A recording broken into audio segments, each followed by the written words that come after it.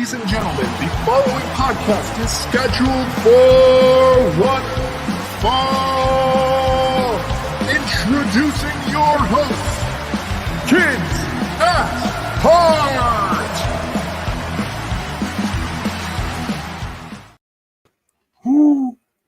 Yo, what is up, everybody? I actually had us in correctly this time around, so I'm very. was it wrong last time?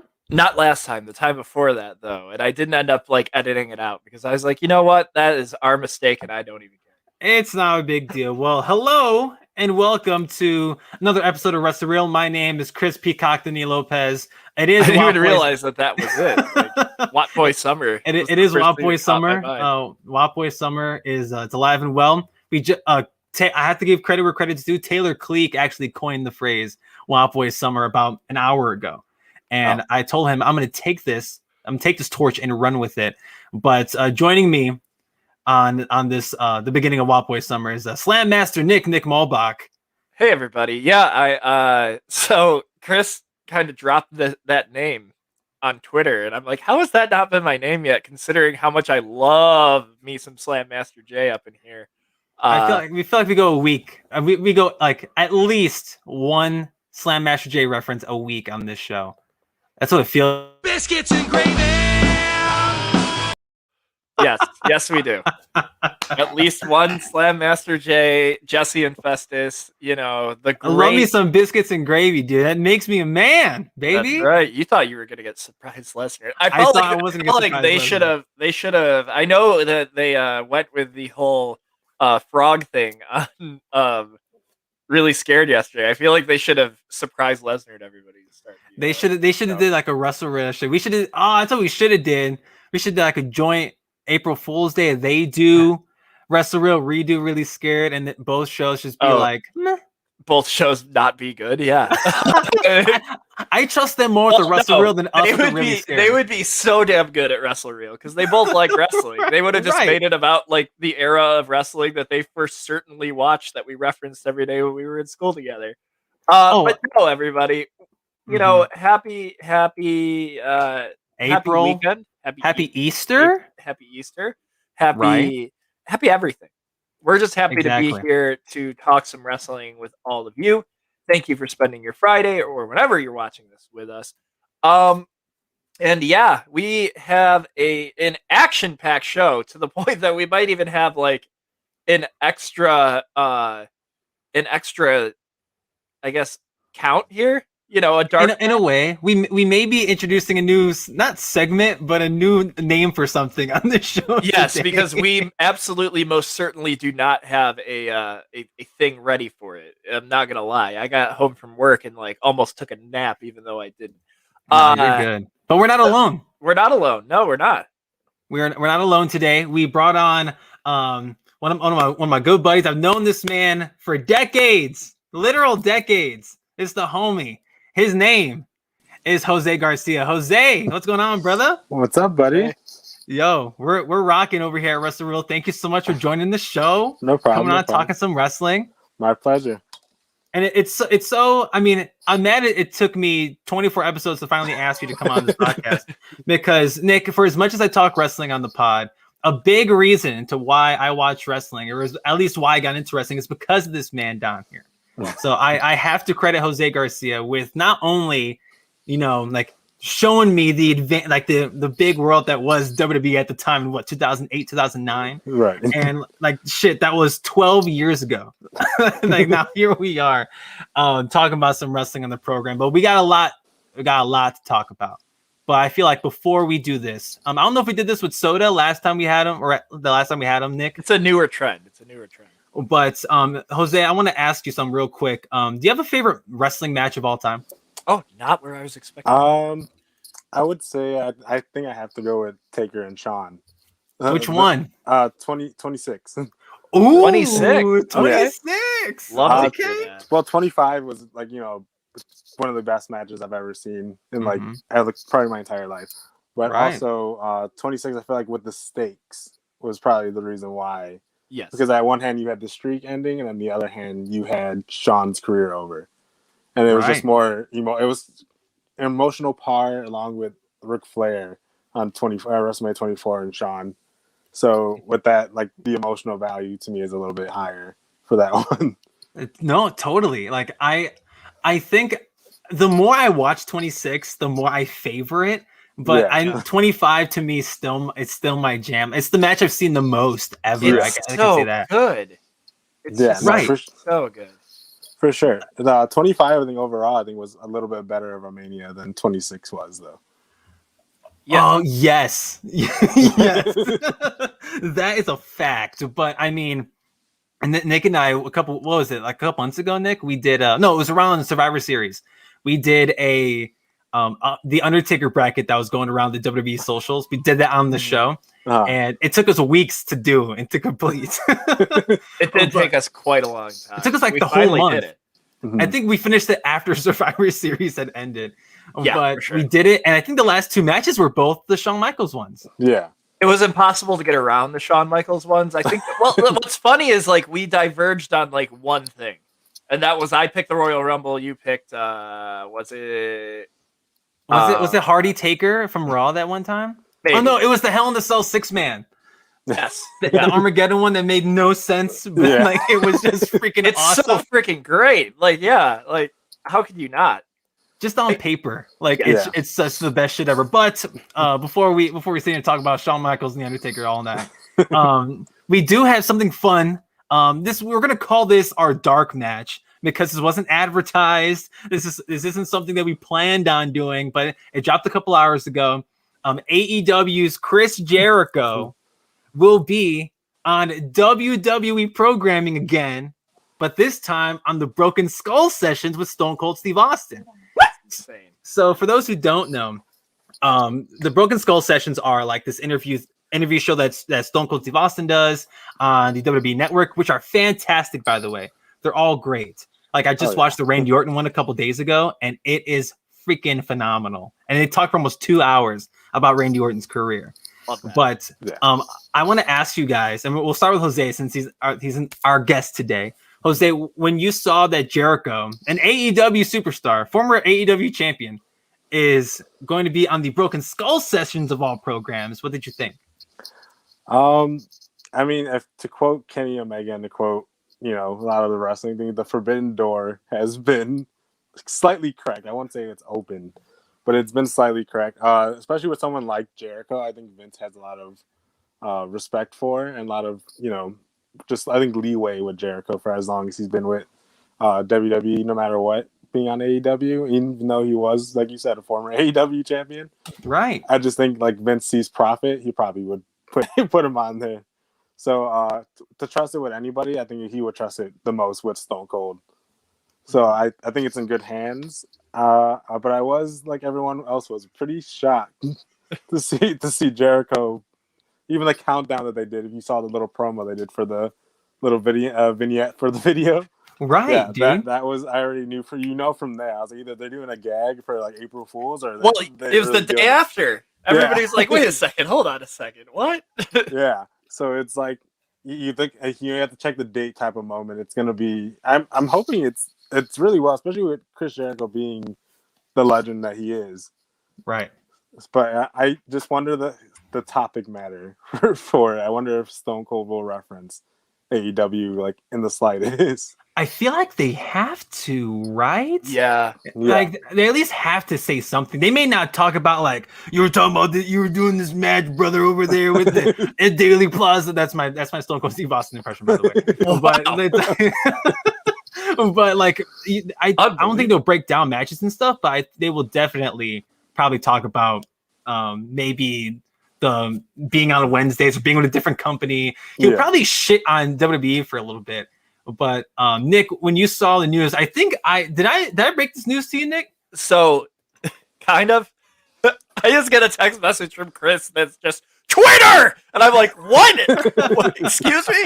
So I like hop on to Twitter and I see the countdown. Now I'm not listening to it, and because I'm at work and I'm looking at it, I'm like, that's weird. Are they announcing the next guest?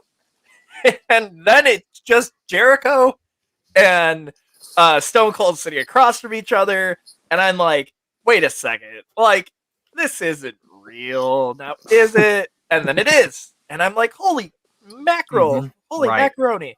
This is that was the nice way of putting it, because I haven't dropped my F-bomb yet. No, we all get one F-bomb, by the way, Jose. If you get one, you get one F word. That's it. Everybody gets one, as Spider-Man would say in Family Guy. But everybody gets one. It was just like, I don't know. I was completely shocked by it, because it's like, it's Chris Jericho. He's not with the WWE right now. Are they going to talk about the movie Trivia Schmodown as well? It's like, I don't get it. Like, I'm in awe. I don't know, because so apparently it was brought up during the Triple H NXT press conference thing that he held, like the today. Yeah. It was brought up, and Triple H said that Vince was okay with it, and blah blah blah. And I'm like, does this mean that the Forbidden Door is actually open right now? I don't think so. I mean, there's no way. This is a wrestling war that is going on. It is I mean, no joke, because again, like the NXT moving to Tuesday is going to open the door for AEW to get even more viewership and such. Right. So especially this is going to get, it's very intriguing to me, because this is going to get more eyes on AEW, because people are going to be like, wait, why isn't Chris Jericho wrestling right now with the WWE if he's in this shape that he's in, and blah, blah, blah. Okay. It's going to get brought up. There's no way around it getting brought up that Chris Jericho is currently not with the WWE. Yeah, I try and listen to them when I can. I have not listened to the Randy Orton one yet. Love the Bayley one. But Bayley's one of my favorites, and I'm sure I'll get into that later. But like, listen, I'm excited. I'm intrigued. I don't think that Kenny Omega is going to appear on the Broken Skull sessions anytime soon, but Chris Jericho might have opened the door to something. And if that's the case, then give me MJF versus The Miz. That's all I ask. Wait a minute.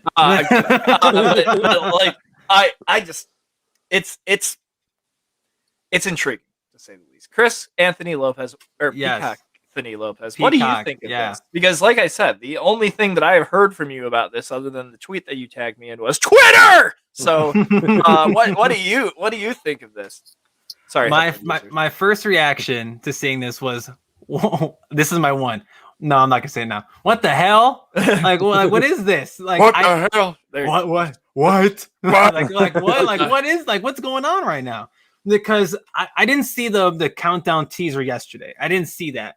And I'm like, what are they talking about? Countdown. So I went back and watched it. I'm like, oh, like this is like blatant. And I see where it looked like an April Fool's type of thing.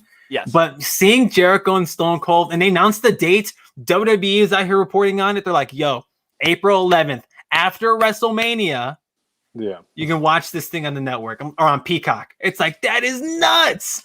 Like, I cannot. I agree with Jose. I don't think the Forbidden Door is like kicked open. Like, no. I don't think so. Because if that's the case, then Jericho's gonna, or let me say the Inner Circle's gonna do a run-in on the main event at WrestleMania, which would be insane. How awesome would that be? Imagine like the triple threat: Edge, Bryan, and Roman, and Bryan's about to win the world title, and the Inner Circle like rushes the ring and beats the shit out of everybody. Like, that's something I'm not prepared to see. That's where the Forbidden Door will be kicked to shit, and it would just be like it wouldn't even be fair. But I agree with you, like, it's creaked open just a little bit. Like, Tony Khan's over here like, yeah, come on, let's do this. Like, come on. Like, the door's open. And Vince is like, nah, Because Vince doesn't know who MJF is. He doesn't know who the hell Santana and Ortiz are, Sammy Guevara. You don't know who the nerds are. But, like, Chris Jericho, that's the only reason why this is okay. It's because it's Chris Jericho. That's it. That's the only reason why. It's awesome. I cannot wait to see it. Of course, the big money question is, do they bring up AEW? Do they talk about All Elite Wrestling? That's the big money question. They have to. But I feel like they have to. But we'll see. We'll see. On April 11th on the WWE Network internationally, but here in the States on the Peacock, the premium Peacock.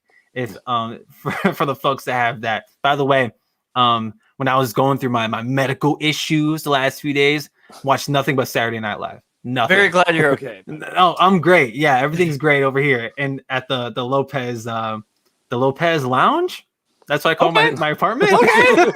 You're not too sure about that, but okay. I guess it's the name. I gotta get like a banner, but I gotta get the flag down, put the Lopez Lounge, like MVP's VIP Lounge. But let's move on to our first count. We actually have our first video to play, as in. So, look, last week on the show, Nick mentioned. This is like our dark match last week, right? Nick had told me before the show that Peacock released this list of WWE's top 50 women ever. Well, not ever, since 1993. That's why I quickly found out what it was. And Nick and I, like we usually do, we have a production meeting right in the middle, right in the show. And I said to him, like, hey, maybe we should re-rank the list. And he's like, yeah, why? Like, what? Let's do it. Why not? So instead of the whole list, for the sake of time, we're gonna do the top 20. Also, by the way, we've never broke news on a show before that was like of something we were going to do next week, like a WWE might. So I was like, you know what? We're going to rank it next week. Like, I just would like to preface that this was like the first time that we actually were like booking next week's show as in like an actual wrestling thing. And we said we were going to do so many things.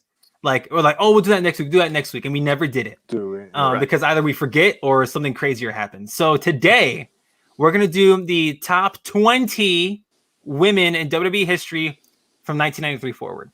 So, and just to break down who was on that top 20 before we're about to put our hands all over it. So number 20 was Natalya. Number 19, AJ Lee. I guarantee it's going to spark some conversation.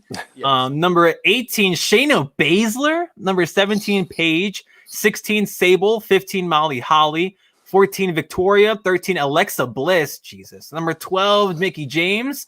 Number 11, Beth Phoenix. My God. Number 10, Bayley. Number 9, Ronda Rousey. Number 8, Lita. Number 7, Alundra Blaze or Medusa, however you know her. Number 6, Sasha Banks. Number 5, Asuka.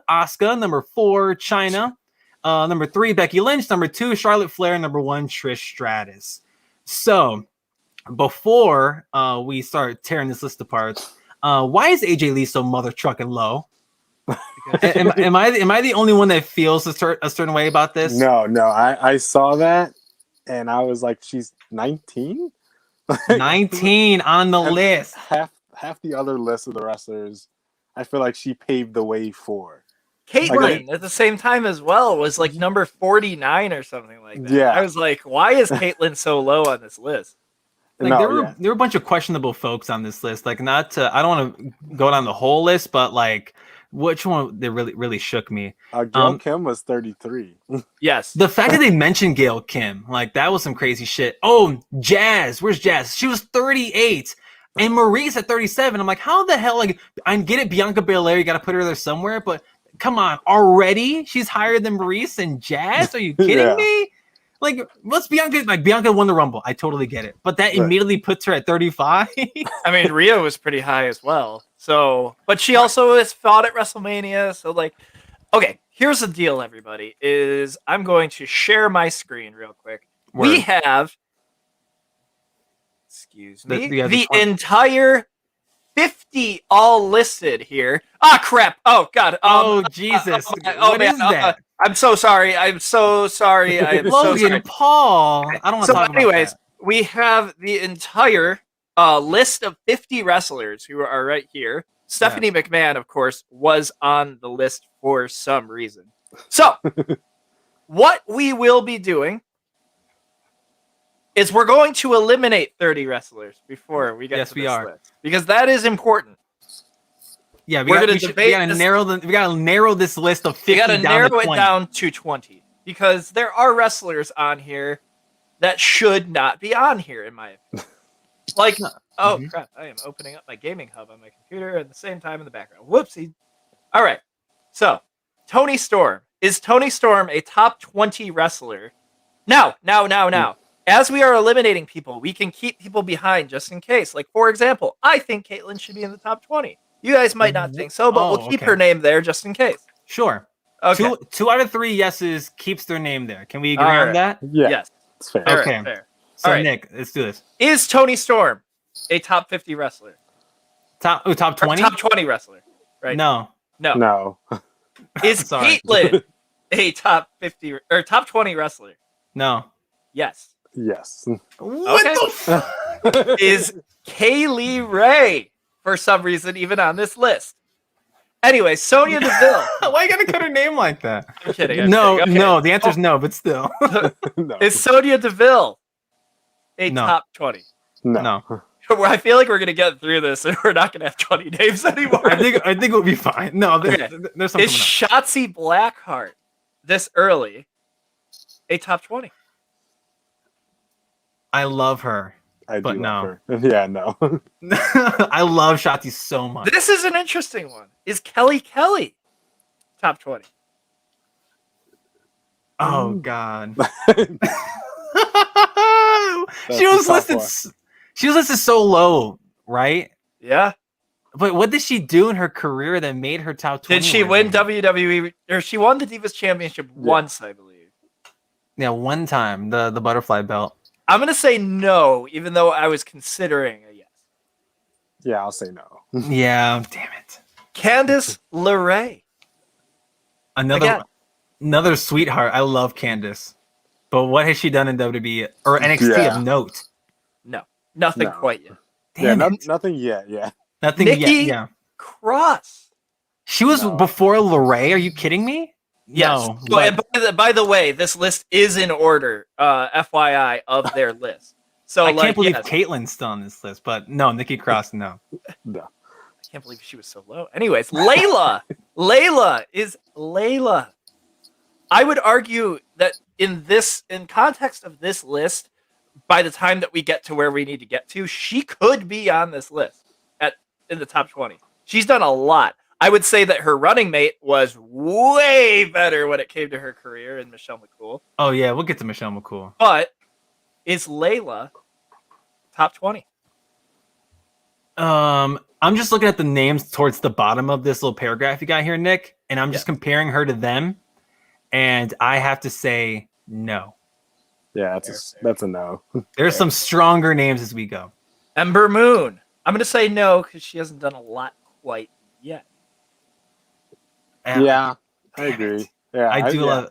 I got to get my personal bias aside. Yeah, Like I love. This is Ember where Moon, we're though. going to run into an issue here for me. Eve Torres.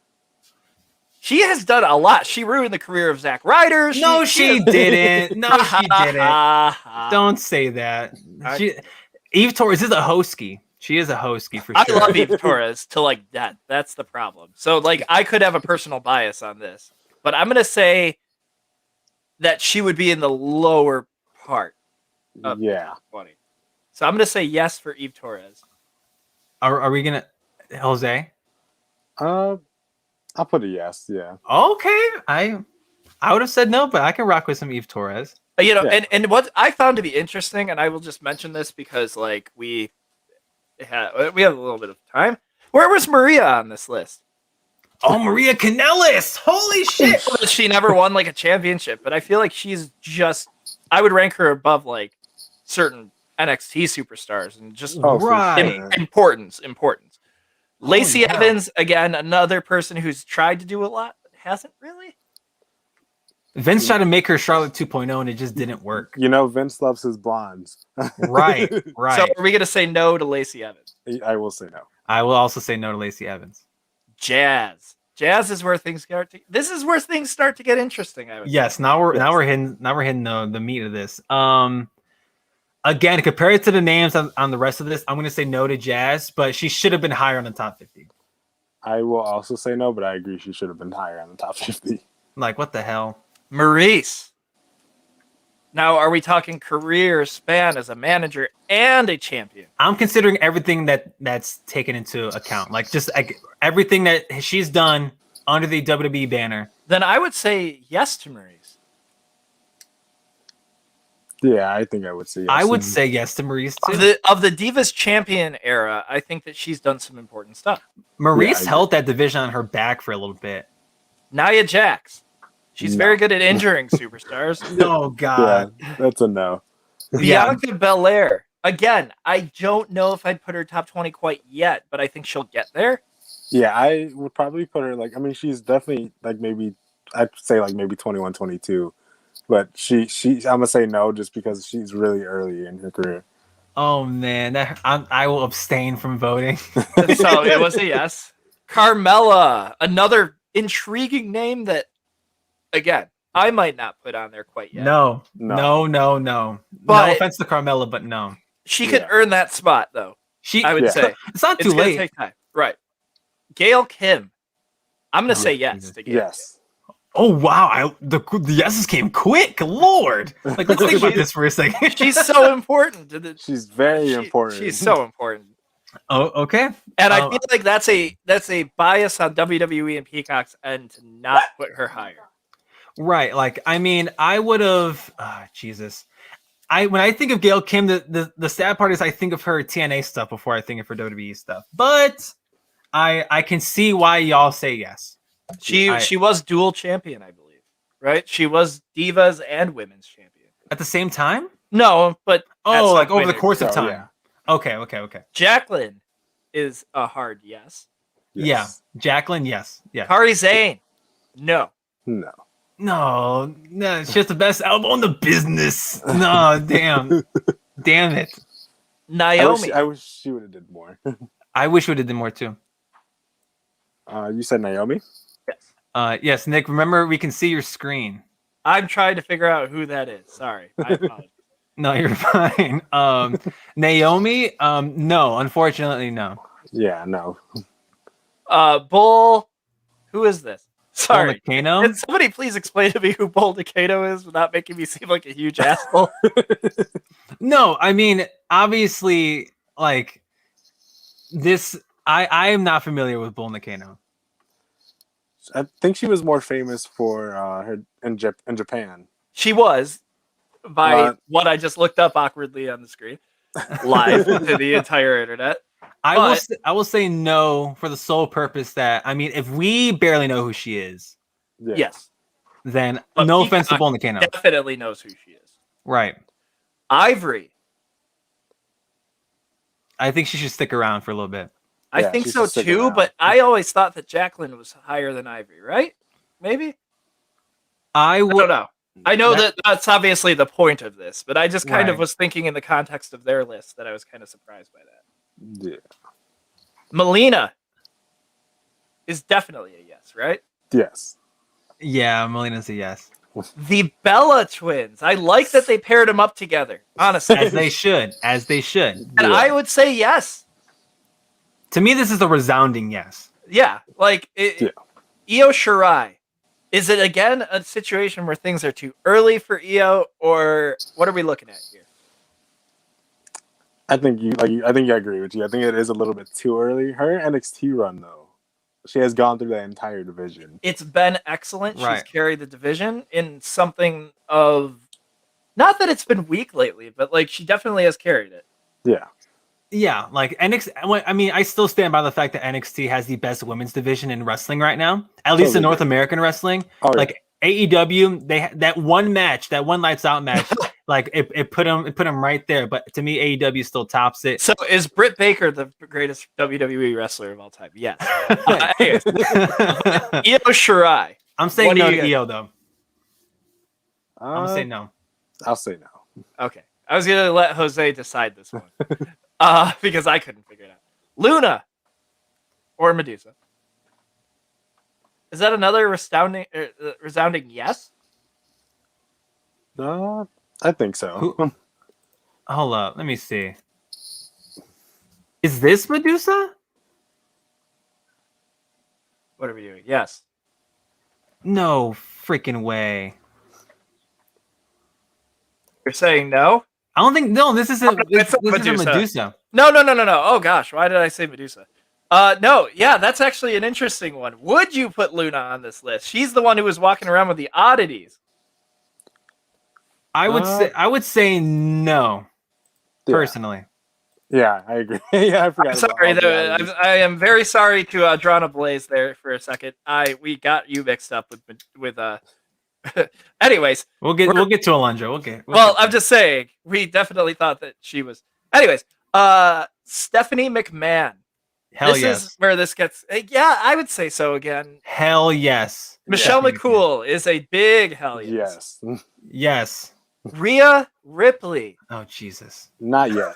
Not yet. No. Not yet. Okay, I would have said yes, but at like 20. But Natalya. Yes. The most underrated women's wrestler of all time. Yes. Yes. Fact. It's a side story that I don't know if you guys remember. I think it was Fox that put it out. The list for like who would be on your like women's team, and Natalya was listed for like $1. Yes. Oh yeah. That was like controversial. We actually talked about that. How controversial that was. Yeah, briefly. We mentioned it on the show, and it was, man, and it's crazy because like they put out these fun things on the Fox page, and Fox is doing great. That WWE on Fox page has been killing it. And then that one thing happened, and they're all like, oh, disrespecting Natalya, how freaking dare you? And I'm over here like, yeah, how dare they? I thought it was like a subjective thing, but it is what it is. Yeah. But Natalya, I would say she's definitely top 20 worthy here. Agree. I'm trying to figure out how many more people we need to eliminate. Oh no, you're fine. You're good. I mean, the next one on the screen is spoiler alert. We need to get rid of 10 more people or go back on our list. We'll get there. AJ Lee is obviously a yes because resounding. She is literally the reason why we are doing this. Yes. Shayna Baszler, the person above AJ Lee for some reason on this list. No. I would leave her outside. She had the amazing Survivor Series run in NXT, but she would have been like, she is definitely on the outside looking in on this. I just don't think that the WWE is using her right now. Her main roster, I don't even want to call it a push. Her main roster run has been... We call it a run, yeah. Yeah, like run away. But no, I don't like Shayna Baszler's main roster stuff. Her NXT stuff was legitimately killer. She was out here murdering people every week on NXT, and it was great. And now she's a vampire for some reason, right? Is that what they were trying to do that one time? I forget what her thing is, like the hands. But yeah, she's Shayna Baszler. No, I'm sorry, Shayna. Don't kill me. She had a really weird ad where she said Paige here at the beginning of it. It's Paige. What I would say that's another sounding yes. Yes. Yeah. If you tell the oral history of WWE's women's division, Paige will definitely be mentioned. Sable. Oh God. It's a tough one. It is tough. Oh shit. I would. Here, I'll be the one to bite the bullet. I'll say no because like. As a valet, like you totally gotta mention Sable, and obviously, like she's married to one of the most powerful people on the face of the planet. Yeah, Mark Mero. Yeah, Mark Mero, definitely Mark Mero. But I would say no because I think there are other women on this list that would top. She should be mentioned. She should be mentioned. Yeah. But I would say no for the sake of the top 20. I agree, but it's like one of those instances or scenarios where she's on the outside looking in. Right. Okay, so we got Sable at 21. That's Sable. All right, Molly Holly. This is another interesting one. I mean, that's WWE Hall of Famer. WWE Hall of Famer. So I would say yes to Molly Holly. I'd say yes as well. I agree. All right, Molly Holly. Victoria. Son of a bitch. I think I'm gonna say yes on that. I'm gonna say yes as well, Chris. I'm okay. Sorry if you're. No. Like this. That's why we have 3 people for this because we have a tiebreaker. I would have inevitably said yes. Alexa Bliss. Yes. Oh jeez. Go ahead, Jose. I think that one's the tough one too because she's done a lot. She has a lot, and she's carried that division a lot. Mm-hmm. I think I'll give that one a yes. All right. Damn it. Yeah, I'd say yes. I'd say yes too. Mickie James is definitely a yes. I feel like from this point on, they're all yeses. How could you leave off? How could you leave off Beth Phoenix? How could you leave off Bayley? Oh boy, Ronda Rousey. Oh yeah. Do we want to just address the Ronda Rousey in the room? And I'm gonna say no. Oh my God, Nick. Ooh. Can I ask why you said no? Because I don't know. I think that she's done good for. See, there's an honor system when it comes to wrestling. I think Shayna Baszler, as an MMA wrestler, has earned her way to the position that Ronda was in. As in, Ronda just gets brought in, points to the WrestleMania sign, doesn't give a damn about your reputation, and just and then is this non-fighting champion who's a total nice person behind the scenes when it comes to her opinions on wrestling. Again, I'll put her in at 20 if you guys really want to leave her in. Damn, this might come down to a fight, Nick. I mean, I would say yes to Ronda Rousey. I totally would, in confidence too. Like, okay.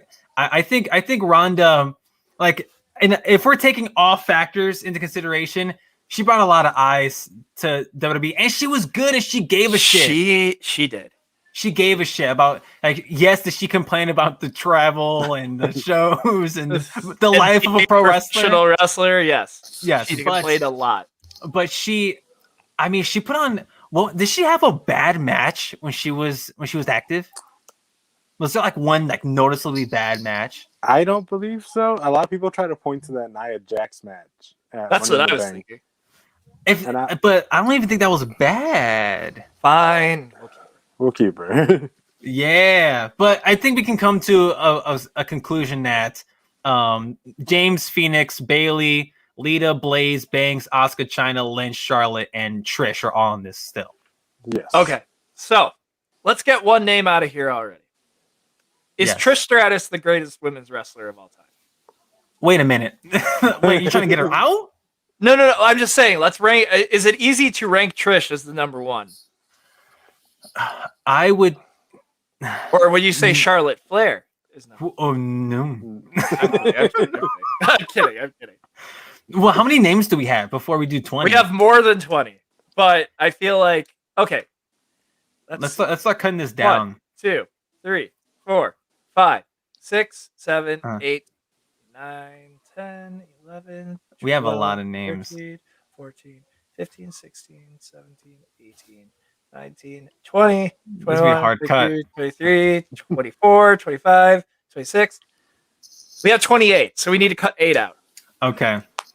I'm gonna be the first person. I'll be the first person to say this. I'd be cool with cutting Eve and Caitlyn right now. That's fine. Okay. We need to cut 6 more names. 6 more. Jesus. Melina? Ooh. I didn't like the groans I got from that. Okay. It's Gail Melina. Kim. Gail Kim. Sure. Yeah, I can deal with Kim. Okay. So 5 more. Damn it. I'd be willing to get rid of Stephanie, but it's just because of like, I don't know. I think I would get rid of Stephanie off for like wrestler value. Yeah. Okay. Oh, geez.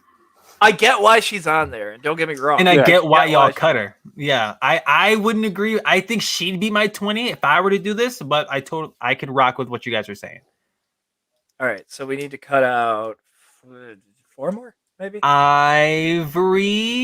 Yeah. 3 more. Ooh, this is where this gets real tough. Okay. Jeez. I know at the bottom, at least the lowest ones that we got from the original list are Maurice, Jacqueline, and Melina. I'm fine with cutting those 3. I don't want to cut Melina because I honestly think that Melina is another one who carried women's wrestling for a little while. Who would you cut in favor of? Well, first of all, let's acknowledge the other 2. Are we cool with cutting Maurice and Jacqueline out of the names we got now? Yes. Okay, so let's cut Maurice and Jacqueline. So we got to cut 1 more. And if we don't want to cut Melina, who are we going to cut? Oh, boy. Because there are a lot of good names here. There is. So that's Trish, Flair, Becky, Chyna, Asuka, Banks, Blaze, Lita, Rousey, Bailey, Phoenix, James, Bliss, Victoria, Holly, Paige, Lee, Natalia, McCool, the Bella Twins as a unit, and Melina. Jose, you're our guest. Good luck. Do we have a thought? Do you have a thought, Jose? I might go controversial. Like I could. Like, and it's not that like not the like whatever, but like, another outside looking in scenario. I might cut the Bellas.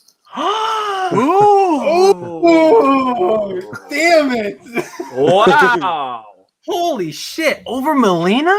Over Melina, yes. Over Melina for sure, dude. Oh my god! Wait a minute. Like we need to cool it. Melina. It's Melina. Okay. Admittedly, those two would be the bottom two out of this. Like, right. Damn. Okay, are we cutting the Bella twins and then saying Melina? Oh my god. Or are we cutting Melina and then saying the Bella twins? My vote is to cut Melina. That's my final vote. I'll cut the twins. Oh Jesus. Nick, it's all on you. It's all on you, Bubba. Unless you got somebody else. Unless you got another one. Cutting Molly Holly. I'll cut Melina, fine. Let's go. Melina's 21, Sable's 22. How about that? That's fair. Like we'll put the Bella twins at 20. We'll put Melina at 21 and I'm not happy about it, but I'll do. Sable at 22. I mean, no, we could switch them. It's not too late. We could switch them. No. I want Melina. I don't know. If you want to cut the Bellas and put them at 21. No. It's majority rules. It makes sense that the Bellas past what Melina has done as a wrestler, but what the Bellas have meant to wrestling, because it's definitely bringing more eyes to the product with the show. I get it. Okay. Word. Okay, now, so 19 is where we're going to start to get really interesting. Would it be easier to start bottom up or top to bottom? That's a good question, Chris Anthony Lopez. I think bottom up. Bottom up? Okay, let's do bottom up. Looking at the names, I say we drop Victoria at 19. Fair. Wait, we drop Victoria at 19, and then Jesus, this is Holly. Oh man, I feel like that's fair. I'm not putting Michelle. And I would say I would personally put Michelle McCool closer to the top 10 than the bottom. I can second that notion. Yeah. Okay, Molly Holly at 18. Okay. I have a huge respect for Michelle McCool. Like, likewise. Yeah. It's just like she carried the Divas division when it was supposed to be a women's division. She just did so much for wrestling. Okay, number 17. Oh man. This might be unpopular. I know Nick's gonna hate me for this. He's gonna say Bailey, isn't he? Can we Bailey? Come on. Like I know, right? But I can't think of anyone that's left to put under Bailey. Like Michelle McCool, no. Natalia, no. AJ, no. Alexa, no. Nikki James. To me, Nikki James top 10, bro. Phoenix, no. Rousey, you can make an argument for Ronda Rousey. I would say Rousey. Ah, damn it. I'll put Bailey at 16 for you, Chris. I'm not happy about it, but I'll put her there. If you can tell me otherwise, like I'll happily listen to an argument. Like I just don't think Bailey cracks top 15. But just think, like, look at all the names that we cut compared to where we put Bailey, right? Correct. And this is only 93 forward. Like Mae Young and the Fabulous Moolah weren't even included in this original list. That's true. So, like, if Moolah was on this, Fabulous Moolah wouldn't be considered on this list, even if she was. If we considered her out of ring antics, then sure. Out of ring. Just say. So, oh boy, I guess for Chris's sake, I'll put Bailey. Yeah, damn right, dude. Like, cause who the hell you putting under Bailey out of the names that we got left? Who? Like that's my thing, man. Like who? I will happily listen to arguments. Who? Like Trish, come on now. Flair, no. Becky, no. Chyna, no. Asuka, we could talk about Asuka, but she won the fucking Rumble. Oh, that's my one. She won. She won you the used Rumble it earlier than I thought you would. I'm mad. I used it. It slipped. It slipped. I didn't mean to use it. That's my number 15. Is this where we could put Natalia? Oh god. Or do you want to put Alexa? I was like maybe Alexa. Oh yes. Yes. Because we have to acknowledge Natalia's tenure as well. She's been in WWE forever. That is true. So are we putting Natalya at 14? I would say yes. Natalya goes at 14. Yeah, I think that's fair. There's just so look at all those names that we have left. I know.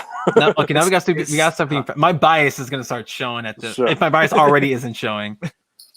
13. This may be shocking to fans of the show, and to the peeps on screen, especially with how much I talk about this, how much I talk about her. Oh wait. Oh, whoopsie. I think at 13, are we gonna Sasha Banks? Ooh. I'm assuming that's what you were going. I was gonna go. Yeah, I love Sasha. She's my favorite. She's one of my favorites wrestling right now. See, I would have put Bayley above Sasha. That's just me. That's just me. That hurts my face, man. Me. That's just me and my terrible opinions. Jose, do you agree with the Sasha take, or do you think someone should go below Sasha?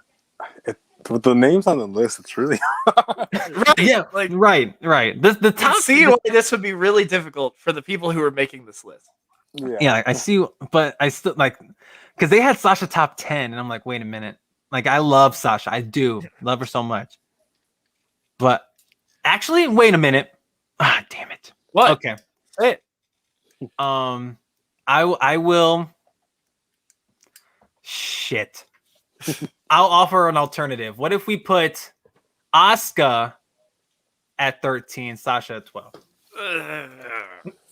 Just put it out there. Just put it out there. I'd put Asuka at 12. Yeah, I think I would put Asuka at 12. Okay. I understand that. See, here's the thing. Bayley and Sasha carried SmackDown's women's division. Right. Asuka carried Raw. Asuka did do a lot for the Pandy. Asuka the Grouch did a lot. Asuka the Grouch. Did they call her that on a Raw one time? I just didn't know it. No, somebody that I watch on YouTube did this. Asuka the Grouch. I like that. Okay, we are about to get into top 10 territory. Son of a bitch. Would you put Michelle McCool at 11, or is there somebody lower?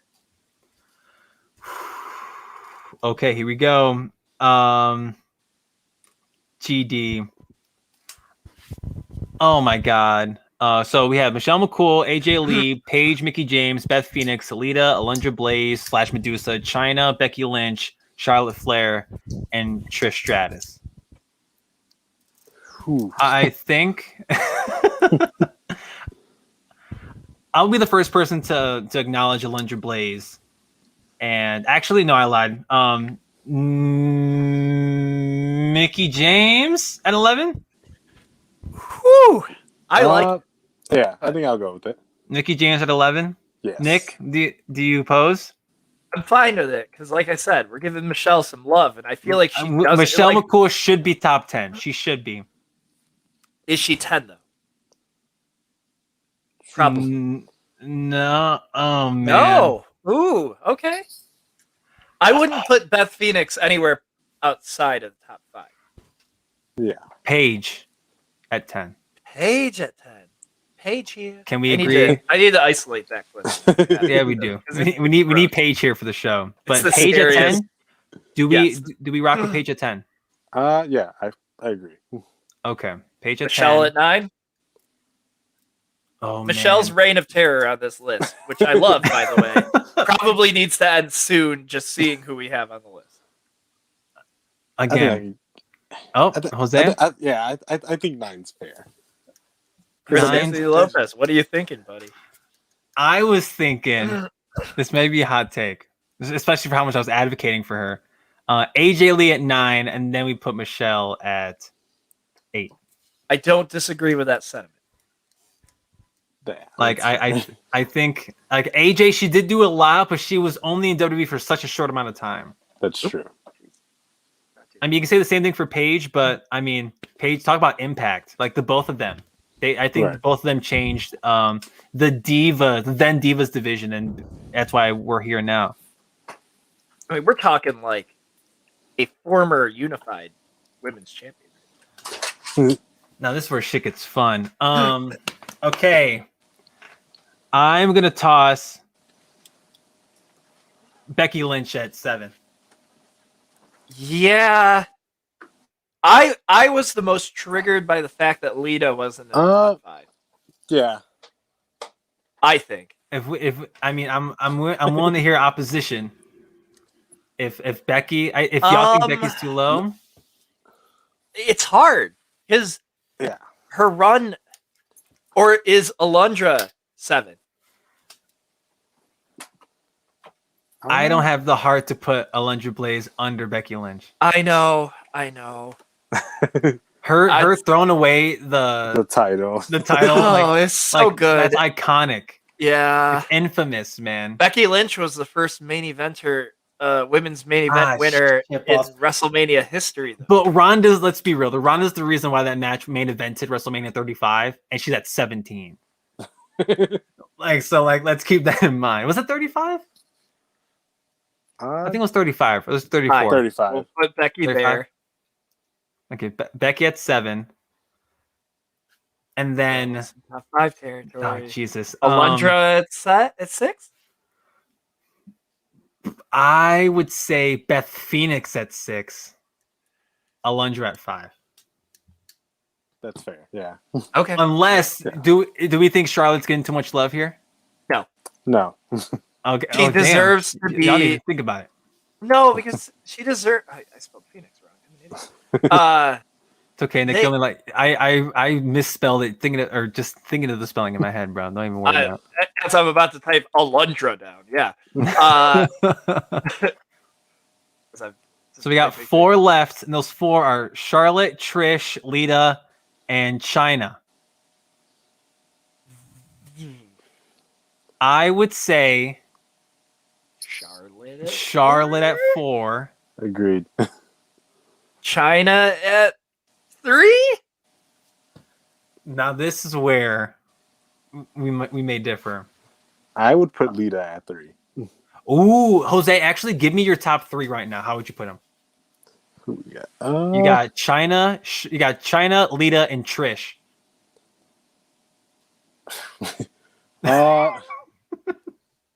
I'm putting you on the spot. Rank those 3 for me. You know what? I think I would rank them like. I would probably put Lita. I would probably change my opinion and put Lita at 1. Okay. Lita, okay. You put Lita at 1. Okay. Lita at 1, Chyna at 2, and Trish at 3. Okay. I will. I see your hand. I'll raise you. I would say Chyna, Trish, Lita. Lita is your 1? No, Chyna's my 1. Really? Then Trish, then Lita. But Nick, I want to hear yours before we try to iron this out. Trish. See, I have the third different opinion. You flipped because I would do Trish, Lita, Chyna. Okay. My one thing for Chyna being 1, I'll say this. Like Chyna, like talking about like breaking down barriers, dude. Like we've been talking about like impact on this whole list. She was out here wrestling Eddie Guerrero for the European and Intercontinental Championships and winning the sons of bitches. Like, and the first woman to be in the Royal Rumble was Chyna. Like, she was like, I mean, like she was just a staple of the Attitude Era. She was a big member. She was a big reason why DX got over. And like, I think, and it's sad that they just started recently mentioning Chyna after her career after wrestling. But I just think Chyna at the very least should be number 2, in my opinion. I agree. I feel like she's also a big reason why the Latino Eddie Guerrero got super over. That too. She played a big part of Eddie's career. Like the Rose. Come on, the Rose of Chyna. Come on. There was a lot of great Eddie Chyna stuff, and it's GD, man. Are we putting Chyna at 2? I say at least 2. At least 2. Okay. Like, to me, I think of women's wrestling with Trish and Lita. That's the issue. Is that when I think of the when I think of the Stone Cold and The Rock of women's wrestling, I think of Lita and Trish Stratus, the deserving WrestleMania main event. It's valid. That's a valid point. Yeah. GD. I don't know if I would put Lita over Trish, because I think that Trish is the greatest women's wrestler of all time, even past Moolah. because here's the thing: is she epitomizes many, many, many different eras of wrestling, women's wrestling. She wasn't a wrestler before she came into the WWE, so that just reminds me of the era of women's wrestling that I watched. Yeah, a lot of models turned wrestlers, but she is the greatest model turned wrestler of all time by because far. She can do everything. I don't know. I mean, I get why Jose putting Lita at number one. Explain to me why Lita is your number one, because I don't know if I would have gone there, but I kind of get it. Yeah, no, for sure. Because when I was, like you said, my thing of wrestling, or women's wrestling, I think of Trish and Lita. I think the reason I put Lita over Trish was because Lita was one of the first high flying, she was with the Hardys, like that, especially despite the whole like Edge and Matt Hardy thing. We won't talk about that. She helped the Hardys a lot, and she also helped Edge. Like think of that whole John Cena feud with Edge. That was all Edge and Lita. She also was the first women's wrestler to have live sex on Monday Night Raw. Yes, apparently. No, she was super innovative. Like she brought a different style to women's wrestling. That wasn't what Trish was doing. That wasn't what Chyna did before her. Right. Son of a biscuit. I think I'm cool with bumping Chyna to 3 after hearing what everything else said. I'm cool with that for the sake of Wrestle Reel's list, for the sake of the list of the show. I'm cool putting Chyna at 3. But to me, this is like 1A, 1B, 1C. I think there's no wrong answer for who you put at 1. Agreed. So now, what are we doing here? I think if I were to pick one between Lita and Trish, when they had the first Women's Rumble, who came out at 30? Stratus. I would pick Trish Stratus. That's fair. After hearing what Nick said and Jose, that's what after hearing what Jose said about like innovation with Lita, that's what made me be cool with Chyna being bumped down. What a list! This is a hard ass list. This was rough. It took us an hour to do it, but we got there. Yeah. I'm cool with that. I'm cool with this. Yeah. I'm cool with it too. And if you're still here after watching all of this, leave in the creative comment who you think the top 3. We don't want you to go through the entire list. Don't have to do you'd be 22. sitting here for hours, probably not even paying attention to the rest of the show. But if you do have an opinion on what we picked, who is your favorite women's wrestler of all time, leave it in the comments below. And with that, I will stop sharing this list. What a list. That was one hell of a list. We did 22 instead of 20. We did do 22.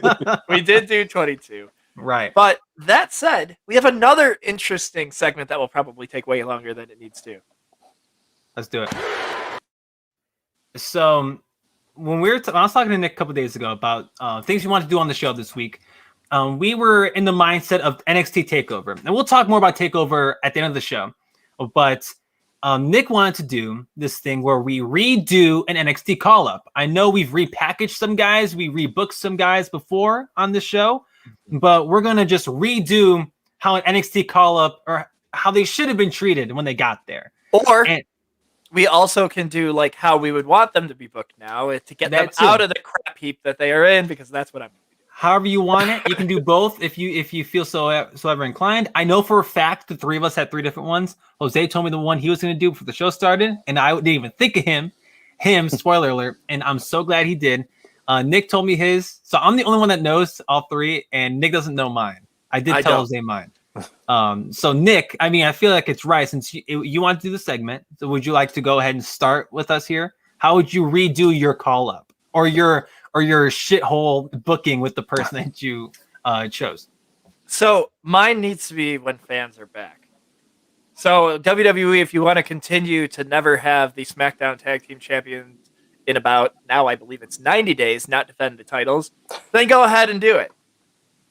But there's something that is missing from not Robert Roode, Bobby Roode. Okay. I need Glorious to be back. I listened to the Glorious song and I get hyped. WWE, Bobby Roode was your NXT champion. You were booking him to be great. And what are you doing? So when fans come back, I want a Daniel Bryan, Bray Wyatt type moment with Robert Roode, where he brings the Glorious chant back and it is deafening of the crowd singing the Glorious theme. Because to me, you don't bring a guy like this back.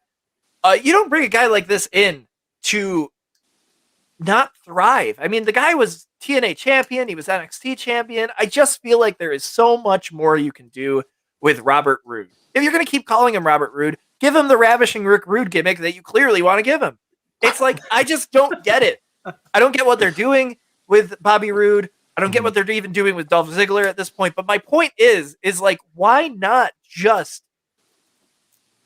book Bobby Roode? I understand that not everybody can be WWE champion. But I feel like if a person is NXT champion, then they should not be ruined by the time that they get to the main roster. Am I right?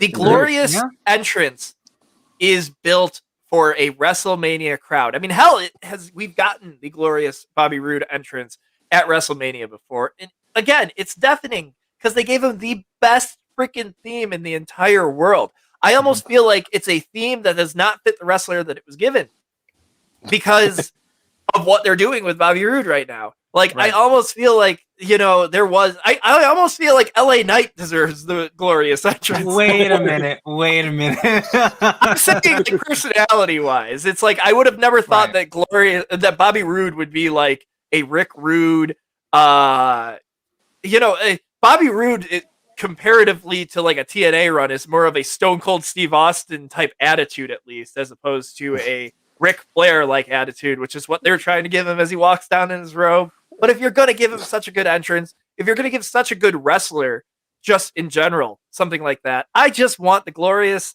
Domination entrance music to be sung from the freaking rafters.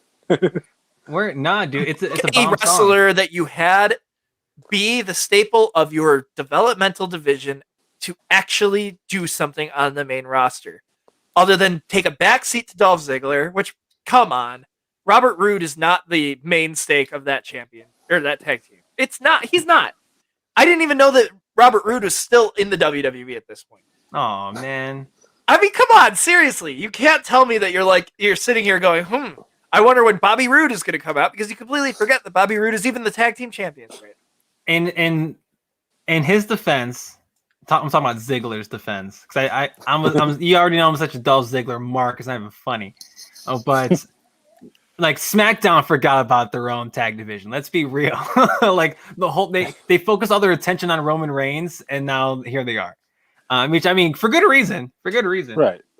So my thing is, tag team championship match once the fans are back. If you want to never have them defend the tag team championships ever again, go right ahead. You did it with Dean Ambrose at one point. But I want Dolph Ziggler. I want their little. I want some heat between the two of them. I want Bobby Roode to be doing some slaps in the friggin' ring, going glorious after every single one of them. And I want the fans to get really, really, really into it. To the point that Bobby Roode is friggin' going over the audience, going glorious, I won't give it. Because you know that would be a great moment. That would be a great moment. So that's my thing. Is if you're never going to do anything with Bobby Roode ever again, just make him fun again. Right. Okay. So no, like I love Bobby Roode. I think the whole glorious thing, it's one of the best themes of the modern WWE era, right? And we just never hear it anymore. At least not to its full glory, pun intended. And the thing is like an entrance can make a freaking wrestler already. All you need is a good entrance, and you could become a world champion.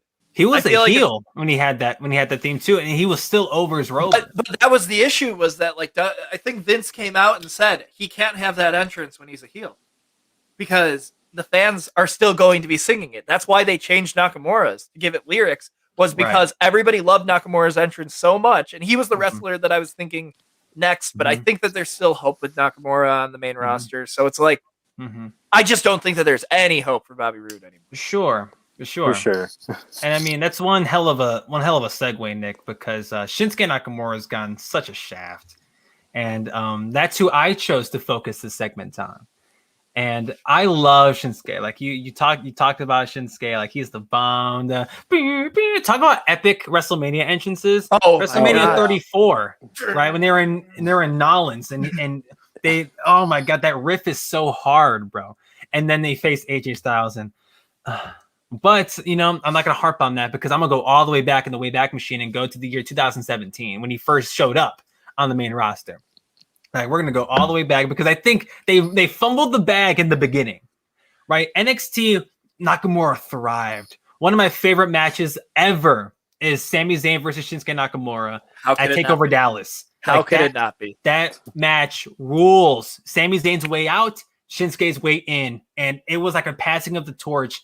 And I mean, Shinsuke's NXT career is one of the best ever. He's one of the only 2-time champs. Like he's a dog, absolute dog in NXT. But there's a trend, and that's why we're having this conversation about guys that are the bomb in NXT, and then they go to the main roster and they're just. And Jose's choice is just like that as well, where he had all this fire going in NXT, and then he fizzled out. Or at least we're trying to fix that. But to me, the problem started in the beginning. And like he showed up on SmackDown, the SmackDown after WrestleMania, I think it was 33, if I'm not mistaken. Yes. And he interrupts the Miz of all people. And it's like, oh, okay, like this rules. They can do like a Miz Nakamura program. They didn't. The Miz went to Raw, and not AJ Styles. Dolph Ziggler picked up the mantle. And at Backlash in Chicago, Backlash 2017. Like a young Chris Anthony Lopez, who, I mean, that was 4 years ago. I was 19, 20 years old. And I'm like, you know what? I'm going to go watch this show. It's going to be so much fun. And I see Nakamura's live entrance for the first time, and it's epic, and it's so great. It's dope. And then the match with Ziggler, one of my favorite wrestlers, a guy I think super over and who can have a great match. Like, oh, this match is going to rule. It's all right. It's fine. It's fine. It was because Ziggler was doing this whack ass heel gimmick at the time, and I remember that show being so much fun. Then Jinder won the WWE Championship, and it was like it was this whole thing. I'm like, what the hell is going on right now? I was in the Twilight Zone for a second because I got nothing when I wanted. I almost wore my Jinder shirt today, just an FYI. Well, no, I love the Powerline shirt. You definitely made a good choice, but you should have started like Shinsuke should have been world champion by that time with AJ Styles. Like they should have booked. I know my man was winning matches like a mother trucker, but once he wrestled AJ Styles, or even once he wrestled Jinder, he lost to Jinder at SummerSlam. Yeah, it's like, are you kidding me? I know what they're trying to do with Jinder Mahal. They're trying to amp up that Indian part of the market, because you're about to do NXT India and you're about to milk the talent that's over there. There's a bunch of great talent over there. But GD, how on what earth does Shinsuke Nakamura lose to Jinder Mahal of all people? Like, you should have had him win that belt then, and then have him carry the belt to WrestleMania and have him face AJ. Like, you don't have, that's what you do in that Wrestle Kingdom apart, whatever the hell. You reignite that type of match that you had in New Japan. You bring that to WWE. Let them go. Let them go on the grandest stage of them all. And even if you keep the same timeline, you can keep the same timeline up until WrestleMania 34. But have Nakamura go over. You can still send him to Dick Punch City, like, right? You can do whatever you want. Have him turn heel. Like, fine. Change his entrance. Fine. Bye, Nick. I pissed him off that much unless he went to go change his shirt. Oh, but look, you have this guy and Shinsuke Nakamura. Yes, is his English the best? No, it's not. Like, and it's gotten better over time, but in 2017 it wasn't the best. so he couldn't cut a promo in English. Okay, but you know what they did when he turned him heel? His promos were in Japanese, as they should. Look what Asuka just did for a year. She's still doing it, cutting her promos in Japanese. It's like, and it's over.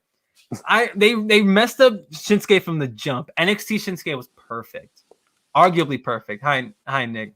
Hi, sorry. And like they brought back they brought Jinder, or not Jinder. You got me thinking about Jinder. They brought in Shinsuke. Shinsuke lost to Jinder Mahal clean, I believe. If not clean, the Singh brothers had their hands all over that match, which they probably did anyway. And like, damn they it. did. I remember it distinctly. You had him win the Rumble, which was great. Great. Right? It was fantastic. Just to lose to AJ Styles. Like, I would sacrifice that Rumble win. I would take it away if you give him the belt at SummerSlam. How the hell has he not won the world title yet? That's my big thing. It doesn't make any sense. I will never understand it. But Shinsuke, like what you said, Nick, it's not too late, I guess. It's not too late to make Shinsuke your world champion. I think right now he's one of the top guys for me to beat Roman when Roman inevitably drops the belt. Not anytime soon. When he drops the belt, right? But it's not looking too good. And they should have fixed that problem from the beginning. But enough about Shinsuke. I do love Shinsuke though. Jose, I think your pick's awfully interesting. I'm curious into why you chose this person. Is it Tucker? Okay. No, it's not Tucker. Leave him alone. It's Otis. It's Otis. No. All right. No, the pick I told Chris, I told him I don't think, just because of what they've done and what they, talk about misuse of talent. I picked, the one, the only Ricochet. For the fact that he didn't have, not like a bad NXT run. He was North American champion, which I was completely fine with. I think he should have been NXT champion at one point, whether it was a long run or a small run. Mm-hmm. It should have happened. Yes. And if you also look back, not that I have a problem with it, they brought him up with Aleister Black in a tag team. Yeah. And I just genuinely think that they didn't know what to do with either one of them. And ask Aleister Black now. Yeah, exactly. So, and just the dude can do anything. Have you seen just watch any of his matches from, all I can say is the match with Will Ospreay. Mm-hmm. How do you watch that match and then go and misuse him for jobbing? He had a US title run, but that lasted 2 months? What's that? Then he dropped nowadays? It. Exactly. It's on Riddle, but homie forgot his lines Monday. We're not gonna talk about it. No, for real. Live on air, what? On live. But yeah, and I thought Ricochet was gonna get revitalized because, this might be a hot take, might not be a hot take. I thought Ricochet should have been in the Hurt Business over Cedric. Oh, I think he talked about that, right? I think he's on his way, though. I think he's on his way to joining. I honestly do. I think they're going to redo it. I saw somebody be like, Ricochet, Keith Lee, Naomi. Ooh, shit. That would be pretty good. And I was like, ooh. Well, when the Hurt Business first formed, they wanted it to be a Nation of Domination thing, and I was like, I don't think it should be a Nation of Domination thing. It's its own, especially with talent like MVP, Shelton, Cedric, and Bobby. Mm-hmm. Bobby's now world champion.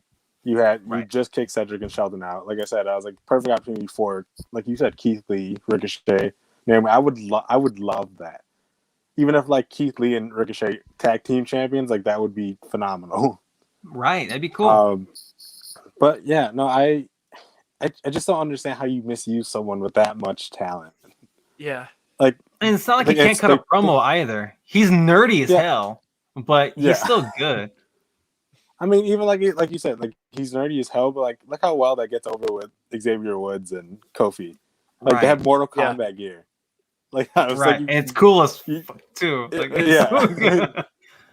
You can give and Ricochet is a good mouthpiece. How you said with Shinsuke, where they had a problem with him not speaking proper, good English. Right. You could have just gave him a mouthpiece. Yeah. Easily. Even if Roman's good at promos, but they paired him with Paul Heyman. So if Roman couldn't cut a promo, Paul Heyman could easily cut a promo for him.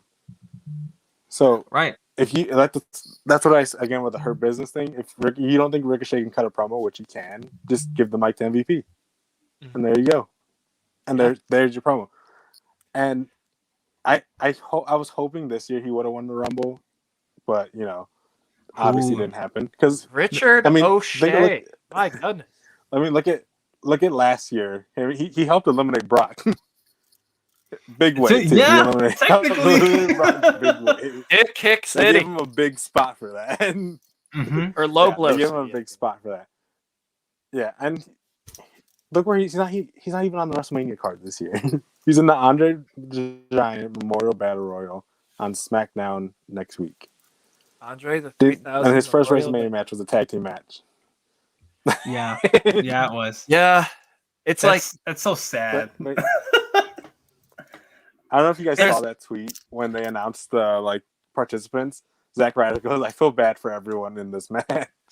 Because they moved it to Friday. That's the craziest part. It's on Friday. Freaking Mora is in the match. Right. He better win it at that point, right? I don't want Andre the Giant, Andre the 3000 Memorial Battle Royal winner to be on his freaking resume, but he's the only person in that match that hasn't been booked to shit lately, so it's why not? And they even tried putting Ricochet against Retribution, and I was like, oh, dear Jesus. Well, Retribution doesn't exist anymore either. Right, so. Retribution fell apart. What a failed experiment. They were out here wrecking PC, and everyone's like, oh my God, get out of here. And that's a whole different can of worms. T-Bar should win the Andre. With Dijakovic and Andre Johnson Memorial Battle Royal. Andre Johnson. Damn, is that the first? That's the first Andre Johnson mention on the whole channel, let alone the rest of the He should win the Paul White the Giant Memorial Battle Royal. All right. Okay, my man's going off the rails now. God, and I will say honorable mention. Chad Gable should have been Kurt Angle's son, right? Yes. Okay, so that would be the wrong one. XD call up because I think that what they were doing was making Jason Jordan whiny baby was starting to work before he got injured, and I really hope that one day maybe he could come back from all this. But Chad Gable is the pick, right? It makes more sense. Yeah. My secondary pick, though, if I hadn't picked Ricochet, would have been Bo Dallas. Ooh, yeah, that's another one. Yeah, yeah. What about Bo leaves? We both leave over here purely because that dude was so over. That dude was so over on NXT. It's even his exit match where they dragged him out of the building. That was perfect. It's so good. He had Zack Ryder syndrome where he got himself over, and they didn't like that, and they punished him for it. They never do. If you get yourself over, that's not a thing. Another name I thought of, we mentioned him, was Aleister Black. I know. They were all the dirt sheets Aleister Black's at the Performance Center. It's yeah, sure, whatever. Everybody's at the Performance Center nowadays because they have no choice but to. They're not on the road. And that Insanity as a group. Yeah. But Sanity's not with WWE anymore, or at least Eric Young isn't. And what the hell? Sanity was just one big steaming pile of misbooking that I don't even want to get into. But we do have one more thing. Unless we have any final thoughts on women's match would be women's. I would say Nia Jax because I think that they could have booked her to be more dominant coming off the main roster, and that would have put her over the top as in just this dominant heel Brock Lesnar type wrestler. But they've booked her to shit, in my opinion, and I don't know if there's any coming back from that. I know we mentioned her earlier, but I think I would have chosen Shayna Baszler over Nia Jax. Fair, yeah. Shayna would have been another pick of mine. I don't know how the hell you didn't put Shayna with Ronda, but what am I doing? I'm dumb. I'm stupid. I don't know what I'm doing. But we do have one more thing. Chris Anthony Loathing over here. Jeez. Yeah, Chris Loathany Lopez. Chris Anthony Lopez. Something. I like all the people we mentioned. I like them. At the very least, I like them. Right. And the fact that here we are having this conversation sucks. But on the good thing, sorry, go on. No, we'll end the show with NXT, and we'll go from there. But we have one more thing, something fun, something lighthearted to talk about before our high spot. Let's talk about freaking dream matches, baby. Let's go. So we have dream matches that we want to do, and it's when fans come back. Hopefully they'll be. I know we're gonna get some fans at WrestleMania next week. So that's gonna be awesome. But when they come back in full force, like 100% capacity, we're selling out all these arenas around the country. Or a better question, when WWE starts touring again, when they start going around the country again, what are some matches that we want to see? It's simple as that. Like nothing too crazy, nothing too controversial. We're just here to talk about some wrestling. And like Nick, again, this is something that came out of the mind of Nick Malbach. And you had a kick-ass one to really rein in the ushering of fans again. That is Shinsuke Nakamura versus Daniel Bryan, 30-minute Iron Man match. It's on SmackDown? For the Universal Championship at SummerSlam. I like it. Oh, I mean, holy hell. Main event of SummerSlam, even though it's going to be Roman Reigns versus Brock Lesnar probably, is going to be Shinsuke. Give us what we want. That's all I have to say. I mean, yes. Some things I really want to see. I know they're already doing a lot of these. I know I've been a big fan of Cesaro lately, and like honestly, I want to see him. Like you're already nudging him there. Just go ahead and give him that final push. Seth Rollins is wrestling Cesaro for the sole purpose of putting him over. I'm set on that. Seth Rollins does not need to be put over any more than he already has. Like to me, he's already a Hall of Famer. Right now, like there are people who've gotten to the Hall of Fame that have done less than Seth Rollins has done. You know what I mean? So I personally, I want to see whoever the Universal title or Universal Champion is, Edge, Bryan, Roman, probably Roman, against Cesaro. I know the fans would be over as Rover to see Cesaro in a Universal Championship match. Imagine, like when fans come, this might be wishful thinking saying SummerSlam, but let's say like Survivor Series, right, in November. Like, and it's somewhere. It's not in Florida. It's in Chicago. I say Chicago. It's at the Allstate Arena, and the Chicago fans like 100% capacity. It's like, let's go. And the main event is Roman Reigns versus Cesaro. Like I think the Allstate Arena would flip. Like it would the building would flip over. Like I think that's how loud it would be. Like that person. That's something I want to see. And even with on the Raw side, just to give Raw some love too, because we love SmackDown over here at Wrestle Real. We love us some SmackDown. SmackDown is the A show, and no one can tell me otherwise. But Facts. I mean, with what Edge is doing on SmackDown, I don't want him to stay on SmackDown. I'm sorry, Edge. You did nothing for the numbers, the ratings, brother. You didn't do Edge the whole Edge Roman Reigns stuff until Daniel Bryan was inserted. I wasn't the biggest fan. So let's send him back to Raw, where Edge belongs right now in his career. And I want to see him wrestle Drew McIntyre.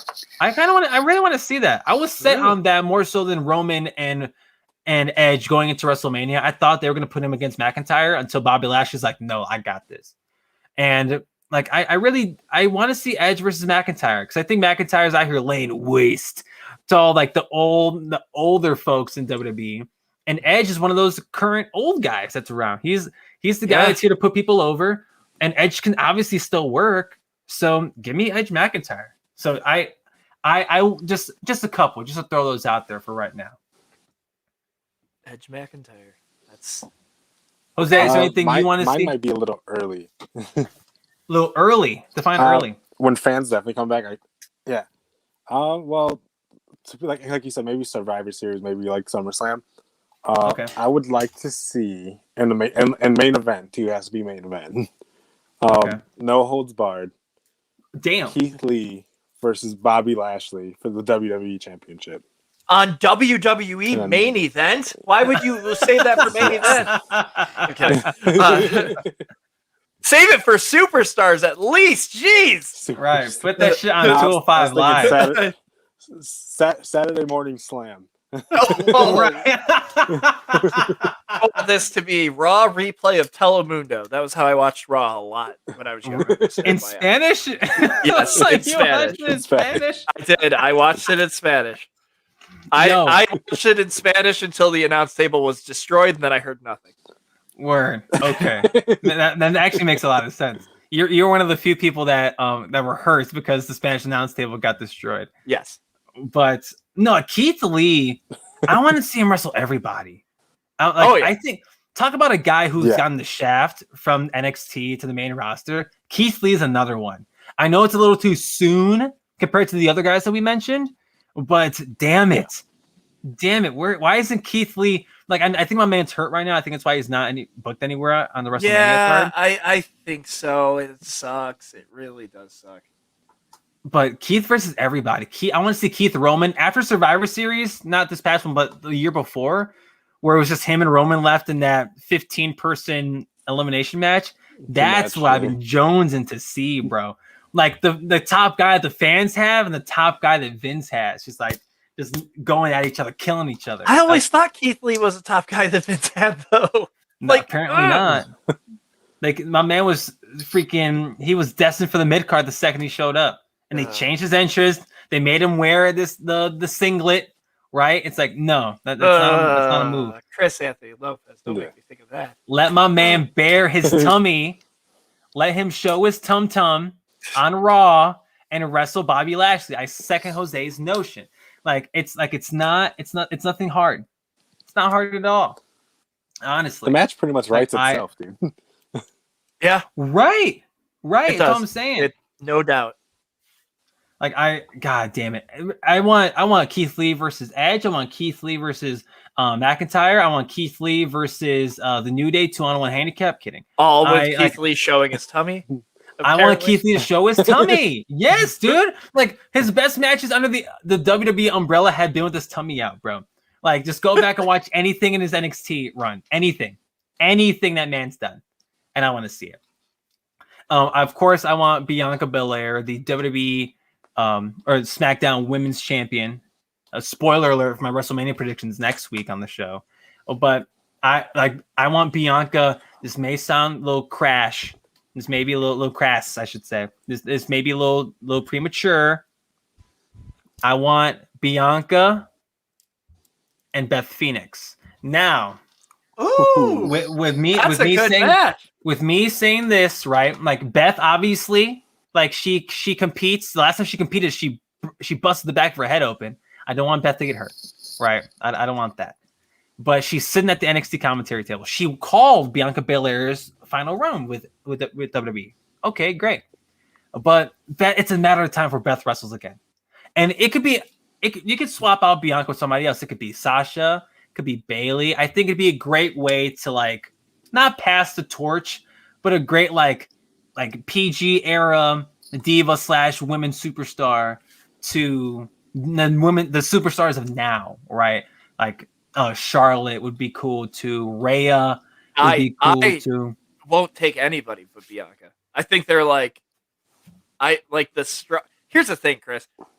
Busting open the back of your head has nothing to do with your age, so she can go. I mean, it was a freak accident. Let me say that. It was a freak accident. Last time she wrestled, yes, I understand that the back of her head was bleeding, but the back of my head could be bleeding, and I am 24. Or 24, yes? I think. Are you 24? I'm 24. Okay. I might have actually busted the back of my head open before the show. You say Bianca versus Beth Phoenix. I don't think there's any other match that I want. They could just have like a lifting contest or something like that. I'd watch that. Yeah, let them bench. Like I want to see how much they can bench, or just deadlift. I want to see them do something. But of course, I want to see Beth Phoenix wrestle somebody. And with Daniel Bryan coming back, like Beth never got hurt. Beth, I believe Beth just chose to step away. But with Edge coming back, I know Beth Phoenix is out there in NXT. Like, oh, I can do this. I can do this stuff. Like I got this in the bag. And I think Bianca would be a great. Like if they're pushing Bianca to the moon, as I think they are, then Beth Phoenix is inevitable. You can wait till Survivor Series to do it too. She's only 40. Right. And I mean, in the context of like wrestlers who are able to still go, I think that's still a fair age. And Bianca's she's really freaking good at what she does. Mm-hmm. So I personally would have Bianca and Beth Phoenix, and if we want, just throw some ladies in there as well, just sprinkle that in. And Shotzi Blackheart versus anybody. I'll watch any match that Shotzi Blackheart does ever. Yeah. Like she's just my fave. That's not named Bianca Belair or Sasha Banks, personally. But do we have any more before I move on to our high spot of the week? John Cena coming back and doing something, maybe. Okay. You know, like John Cena versus Roman Reigns for one last time. John Cena versus, I would be intrigued to see John Cena do something. John Cena, Keith Lee would be the shit. Then that should bump. But like, then that should bump. You know, and I feel like we're forgetting a name. Well, first of all, is Roderick Strong going to the main roster? Hell no. NXT? Hell no. I hope not. You think he's going to be Adam Cole? Is somebody that I wonder who I would pair him up against on the main roster, but it's somebody that I would love to watch him wrestle on the main roster. Randy Orton. Yeah. Randy Orton versus him would be interesting. Randy Orton would be a great one. And you know, like give me something with Bray Wyatt as well. Dexter Lumis. Bray Wyatt. Oh God. You got excited for that one. This would be amazing. Yes, Bray Wyatt, Dexter Lumis would be amazing. Another one I'm thinking about, like Timothy Thatcher versus Seth Rollins. Timothy Thatcher versus Cesaro. Ooh, they would kill each other. Yes, they would die. Yes, they absolutely would, and I would love it. Like that. I had one in my brain. Ciampa versus Timothy Thatcher enough. And that's like another person who I'd be like, oh, give him Cesaro. But like Cesaro Thatcher would be amazing. This last one I would mention, to piggyback off what you said about Cena, Nick. I would say I want to do Lashley Cena, but now. Yes. Like that'd be a lot of fun to see. Like go back and revisit their stuff they used to do, right? And like Lashley was supposed to be the guy for a little bit, but Cena obviously was John Cena. No one was touching Cena. Arguably, still no one touches Cena. No, but to see John come back now and work a match with Bobby Lashley, I think that'd be really dope. But really, at the same time, like John versus any of the guys on the roster now that he's never wrestled before, that's also a correct answer, at least to me. Like new Cena matches would do the Hart. You know, like I think what's an apple a day keeps the doctor away. Is that what it is? Well, a Cena match a day keeps the doctor of thugonomics around. Yes. Yeah. That's exactly what it is. Also, I'm fully aware that I feel like I might be the only person ever who wants a Timothy Thatcher match, but I love Timothy Thatcher so much. He's a dog, dude. Timothy Thatcher's a dog. He's like a dog. You see the lack of teeth he has. That means he shows commitment. That's right. I like that. That's right. As someone who's really working on their teeth, I respect his lack of teeth. But let's move on to our high spot of the week so we can do these predictions and we can get out of here.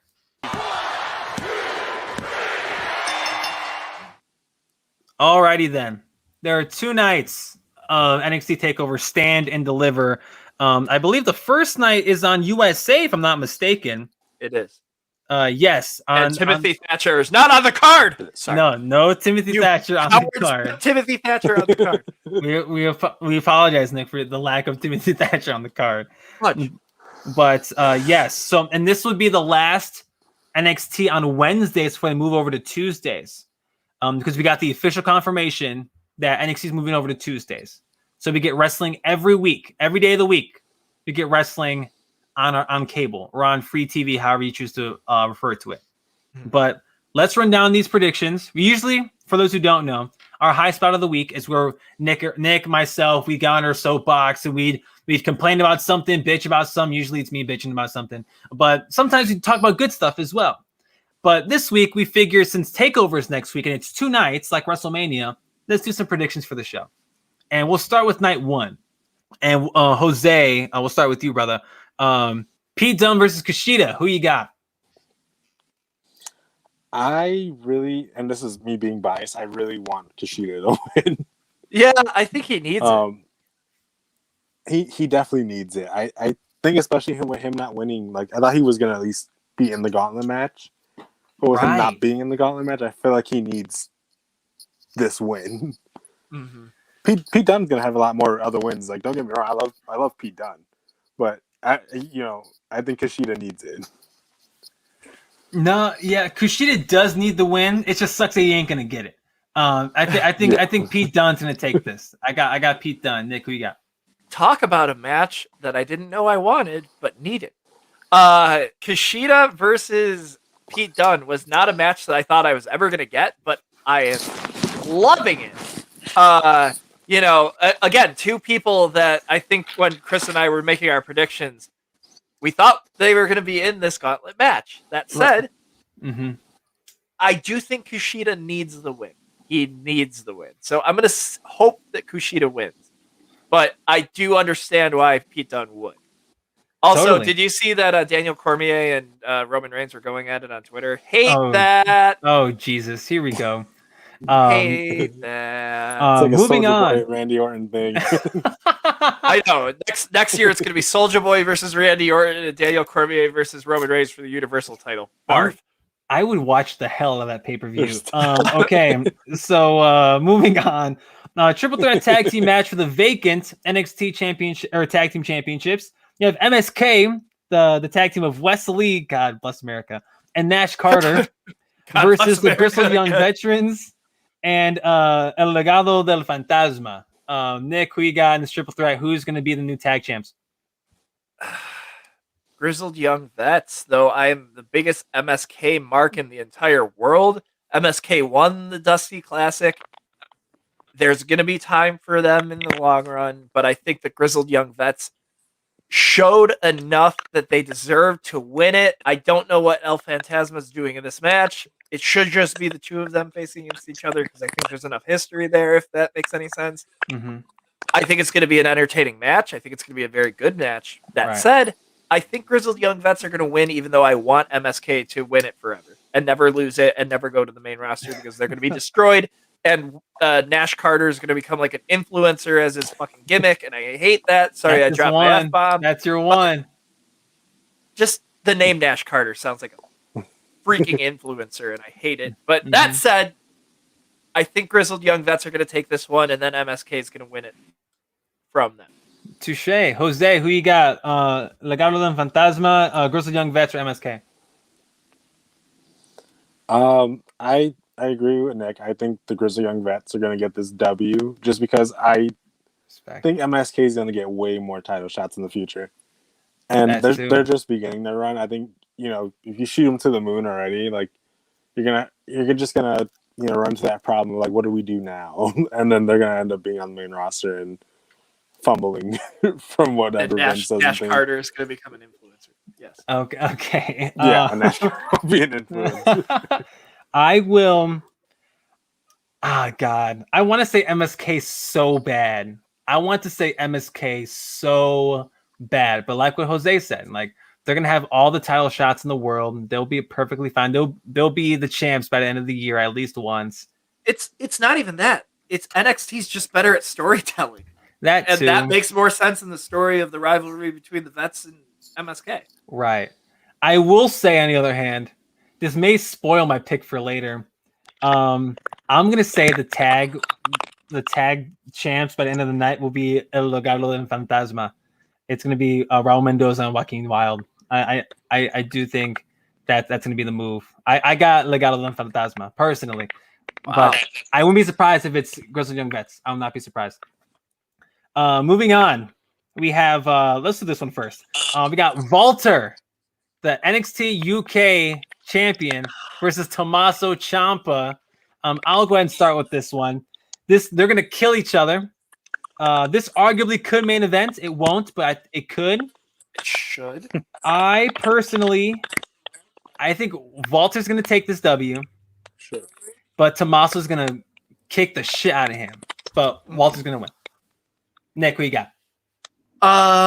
Is the championship match between the guy in NXT UK happening before this match?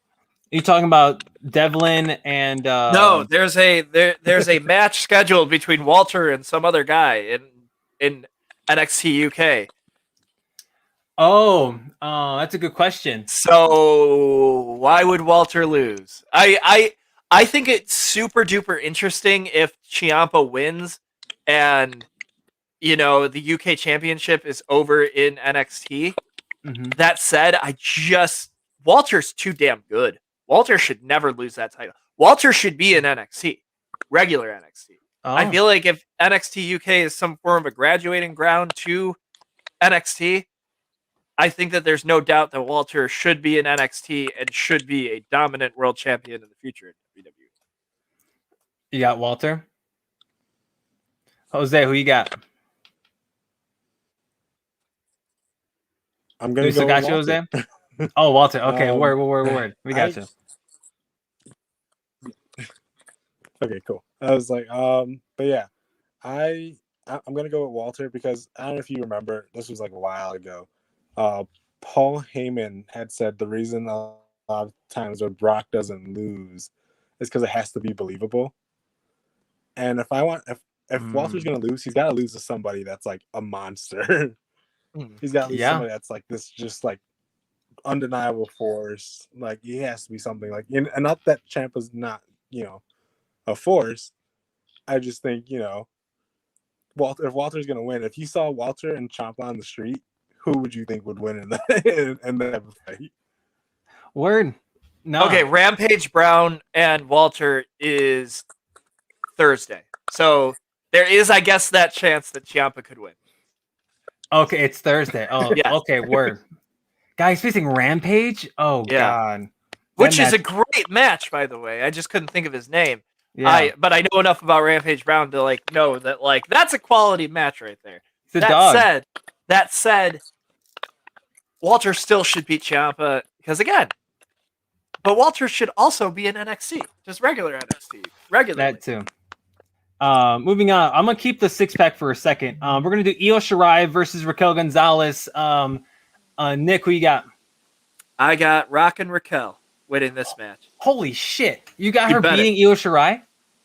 Yeah, why not? Unless this ends with Taya Valkyrie beating the shit out of Io Shirai, which it could.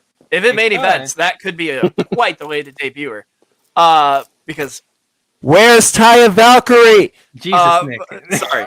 Like, I'm gonna keep saying that. It's in my high spots for the rest of my life until she finally debuts. I don't know. Raquel Dakota Kai feels like it's brewing. Now, I think that Io could win out of the fact that Dakota screws Raquel out of the title. But at the same time, I feel like Raquel Gonzalez, I feel like this is going to end the same way that like Gargano and Ciampa ended their run together, as in Gonzalez is gonna win and Dakota Kai is gonna beat the crap out of her, or try to. Okay. You know what I mean? I get that she's smaller and blah blah blah, but it's like I think that or she's gonna lose and Raquel is gonna beat the crap out of Dakota Kai. Something is going to. It's going to be the main event, and there's going to be a controversial finish, as in somebody's turning on somebody. There would be some shenanigans, right? And I don't know if it's out of jealousy that. I just think that, if anybody's going to beat her, Raquel's on a hot streak right now. I don't see why it couldn't be her. Touche. No, I respect that. Jose, who you got, Shirai or Gonzalez? I'm also going to go with Rock and Raquel. I love that name, by the way. Holy shit.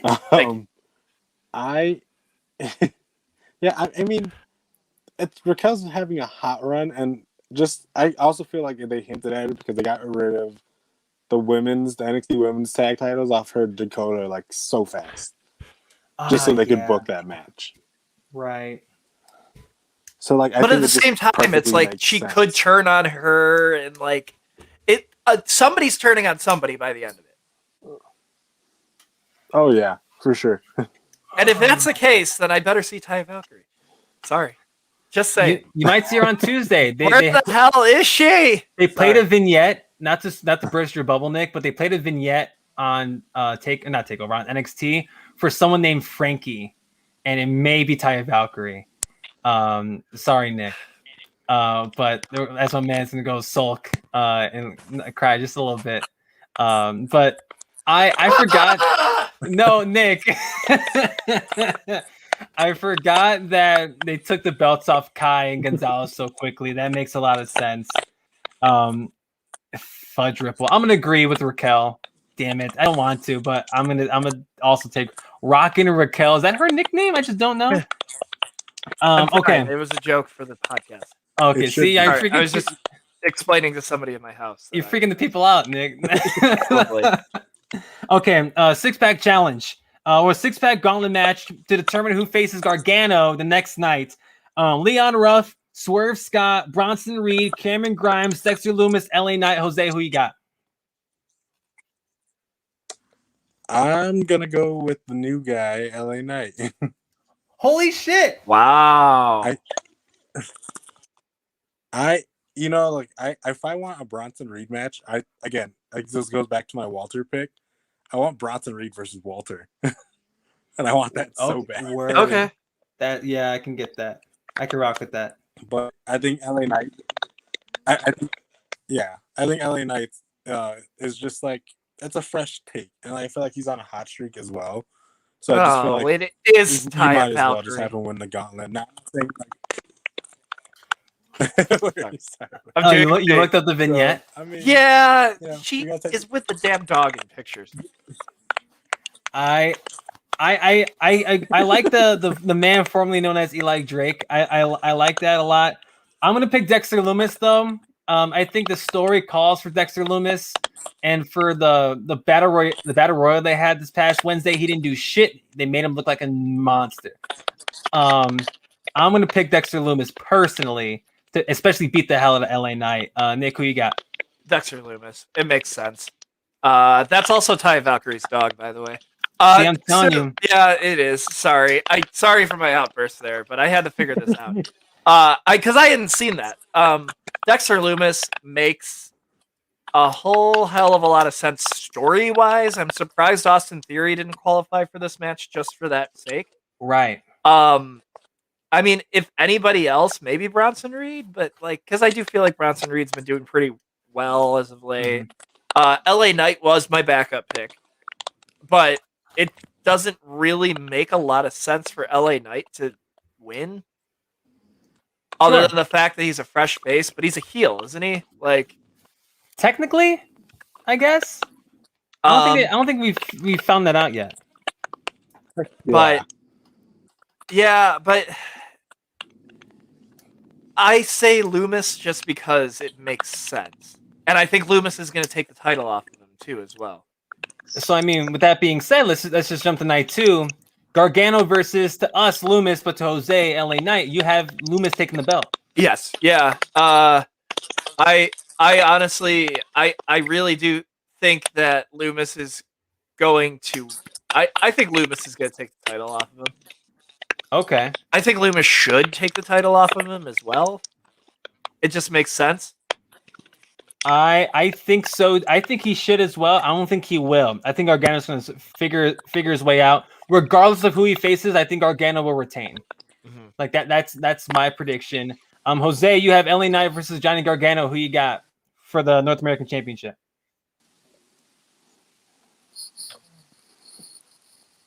Yeah. So if LA Knight wins, I have Gargano retaining. But you guys brought up an interesting point. If Lumis wins, the perfect way I would set up him taking the belt off would have Indy Hartwell get in the match interfere. Yeah. They got a little indie wrestling coming out, huh? Okay. Like that. Oh, for sure. Okay. I can rock with that. If LA, like I said, if LA wins the match, then I have Gargano retaining. But if Lumis wins, I do think Indy will interfere with the match, especially with their little storyline they got going on. Okay, word. And I mean, you mentioned indie wrestling, so let's talk about that match. So the tag team match for the NXT Women's Tag match or tag belts, excuse me. Also, wait. By the way, did you see that Dexter Lumis said that she had nice elbows? I did. Yeah, that's weird. Cute. It was cute. So it's Ember Moon and Shotzi Blackheart versus The Way, which is Candice LeRae and Indy Hartwell. Nick, who you got? The Way versus Fire Pit. Fire Pit. I get that if The Way is what we're calling them now. That's the name of the faction. Yes, that makes sense. I guess if I will consider the NXT Women's Tag Team Championships an L if they change the championships again. Sure. So I'm going to say that Shotzi and Ember, as two wrestlers who really don't have a lot going on outside of that right now, I think it makes sense for them to continue to hold the belt. And then have them lose it to Taya Valkyrie and her dog, Frankie.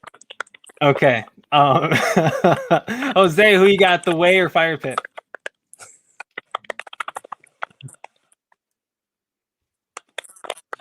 Fire Pit also.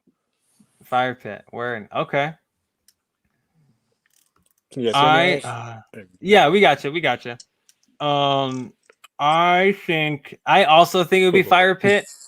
The Way, I love what the Way is doing right now, but they don't need the tag belts. They will inevitably win. Candice LeRae needs some gold around her waist. She needs something, yeah. Right. I hope she gets like put into the women's title picture by the end of the summer at the very least.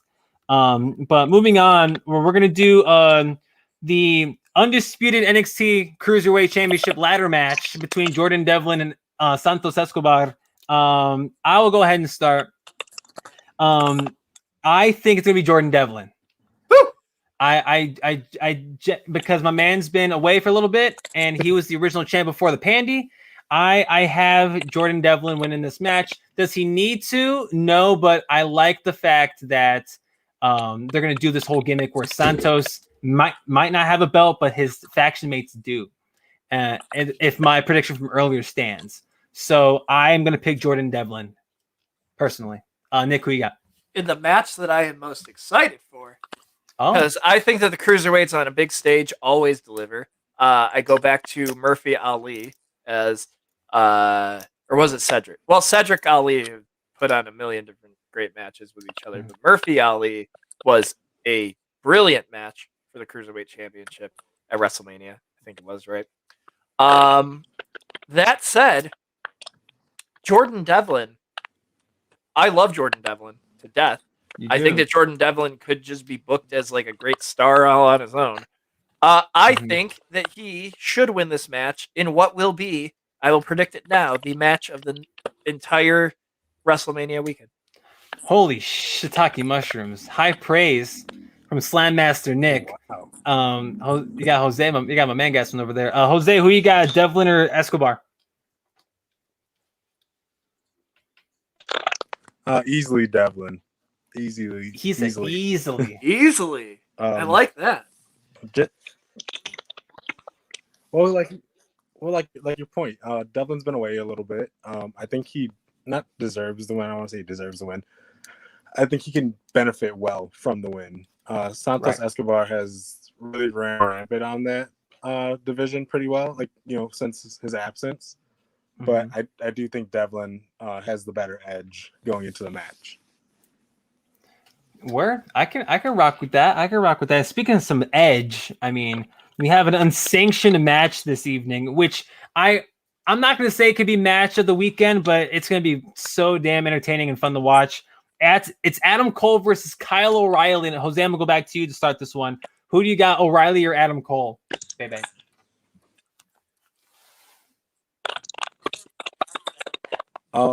Just out of pure, I think gut feeling, I am gonna go with Kyle O'Reilly. Okay. The reason I picked Kyle,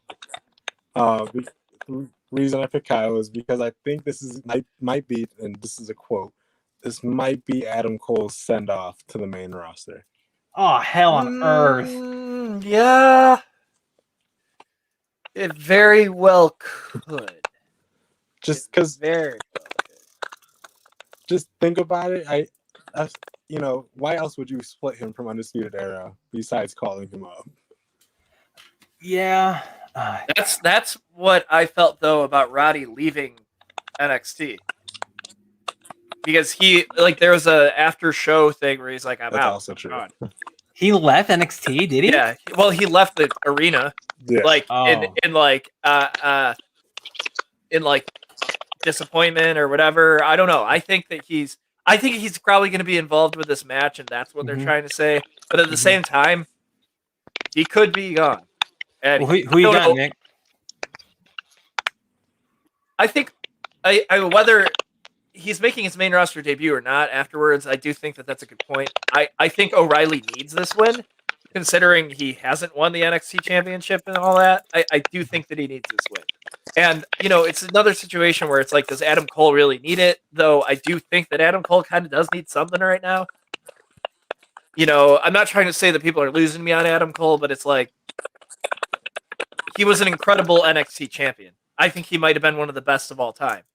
And I know that, we could have that debate one day. I do honestly think that he might be the best NXT champion of all time. And I think that the Undisputed Era, when they held all the belts, was fantastic. But it's like, if you're going to split the Undisputed Era up, even though I did think that they should be making their main roster debut together, because I think time away from the Undisputed Era isn't going to help them when they reunite on the main roster at some point, if they do. Though a lot of, marquee fans like us are going to be like, oh, hell yeah. Right. Casual fans might be like, why should I care about this? Right. Then again, the Shield made their debut and nobody even knew who they were. And they were never paired up together. So, people are going to recognize Adam Cole more, so bringing him up first would make sense. I don't know what the hell they're going to do with Roderick Strong if he's making his debut the night after WrestleMania. Oh my lord! I don't want to think about it. No, seriously, I don't, because Roddy never won the NXT championship, but by God, he could have. Right.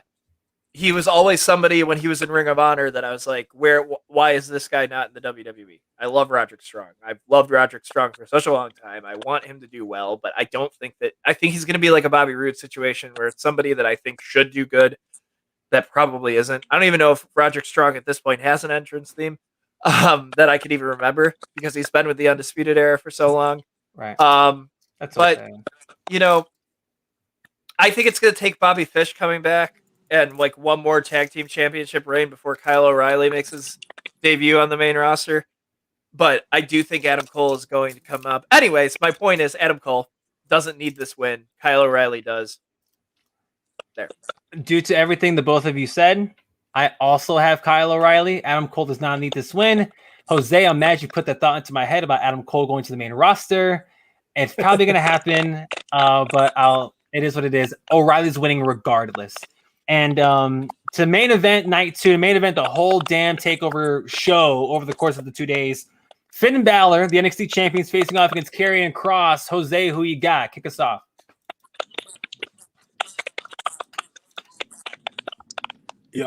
So for my pick might be a little because I've been hearing a lot of rumors that he's gonna go back to the main roster, which I hope isn't true. I want Finn to win, and I am picking Finn Balor to win. Oh wow! Just I think purely at the fact I don't think like how Nick said Adam Cole doesn't need the win. I don't think Karrion Kross really needs the win either. I think they can run it back at another takeover.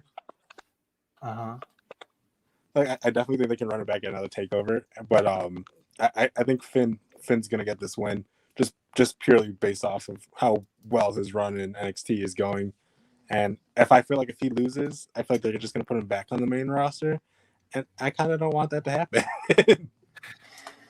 Oh man, that's a horrible thought. I don't want him to go back to the main roster either. Finn Balor had a career resurgence in this run in NXT, and it's so good. I love it so much. But with all that being said, there's no way in hell Karrion Kross does not win this match.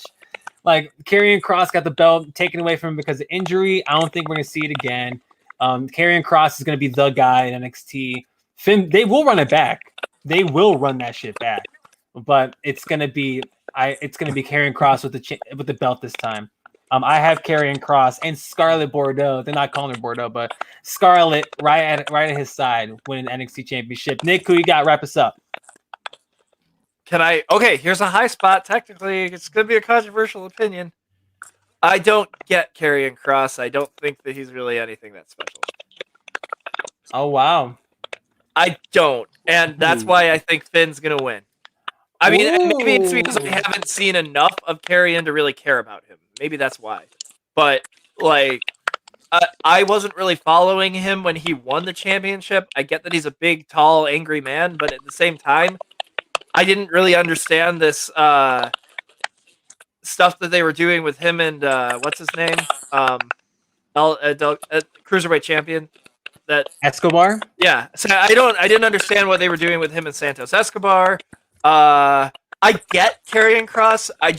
I'm not a huge fan of him quite yet, and it's going to take some growing for me. I just like Karrion Kross seems like a guy who's going to be like a Roman Reigns for me at first, where I just don't like him as champion because I can kind of tell what he is. Kind of this big guy who's being pushed to the moon and does have a good manager at his side and all that.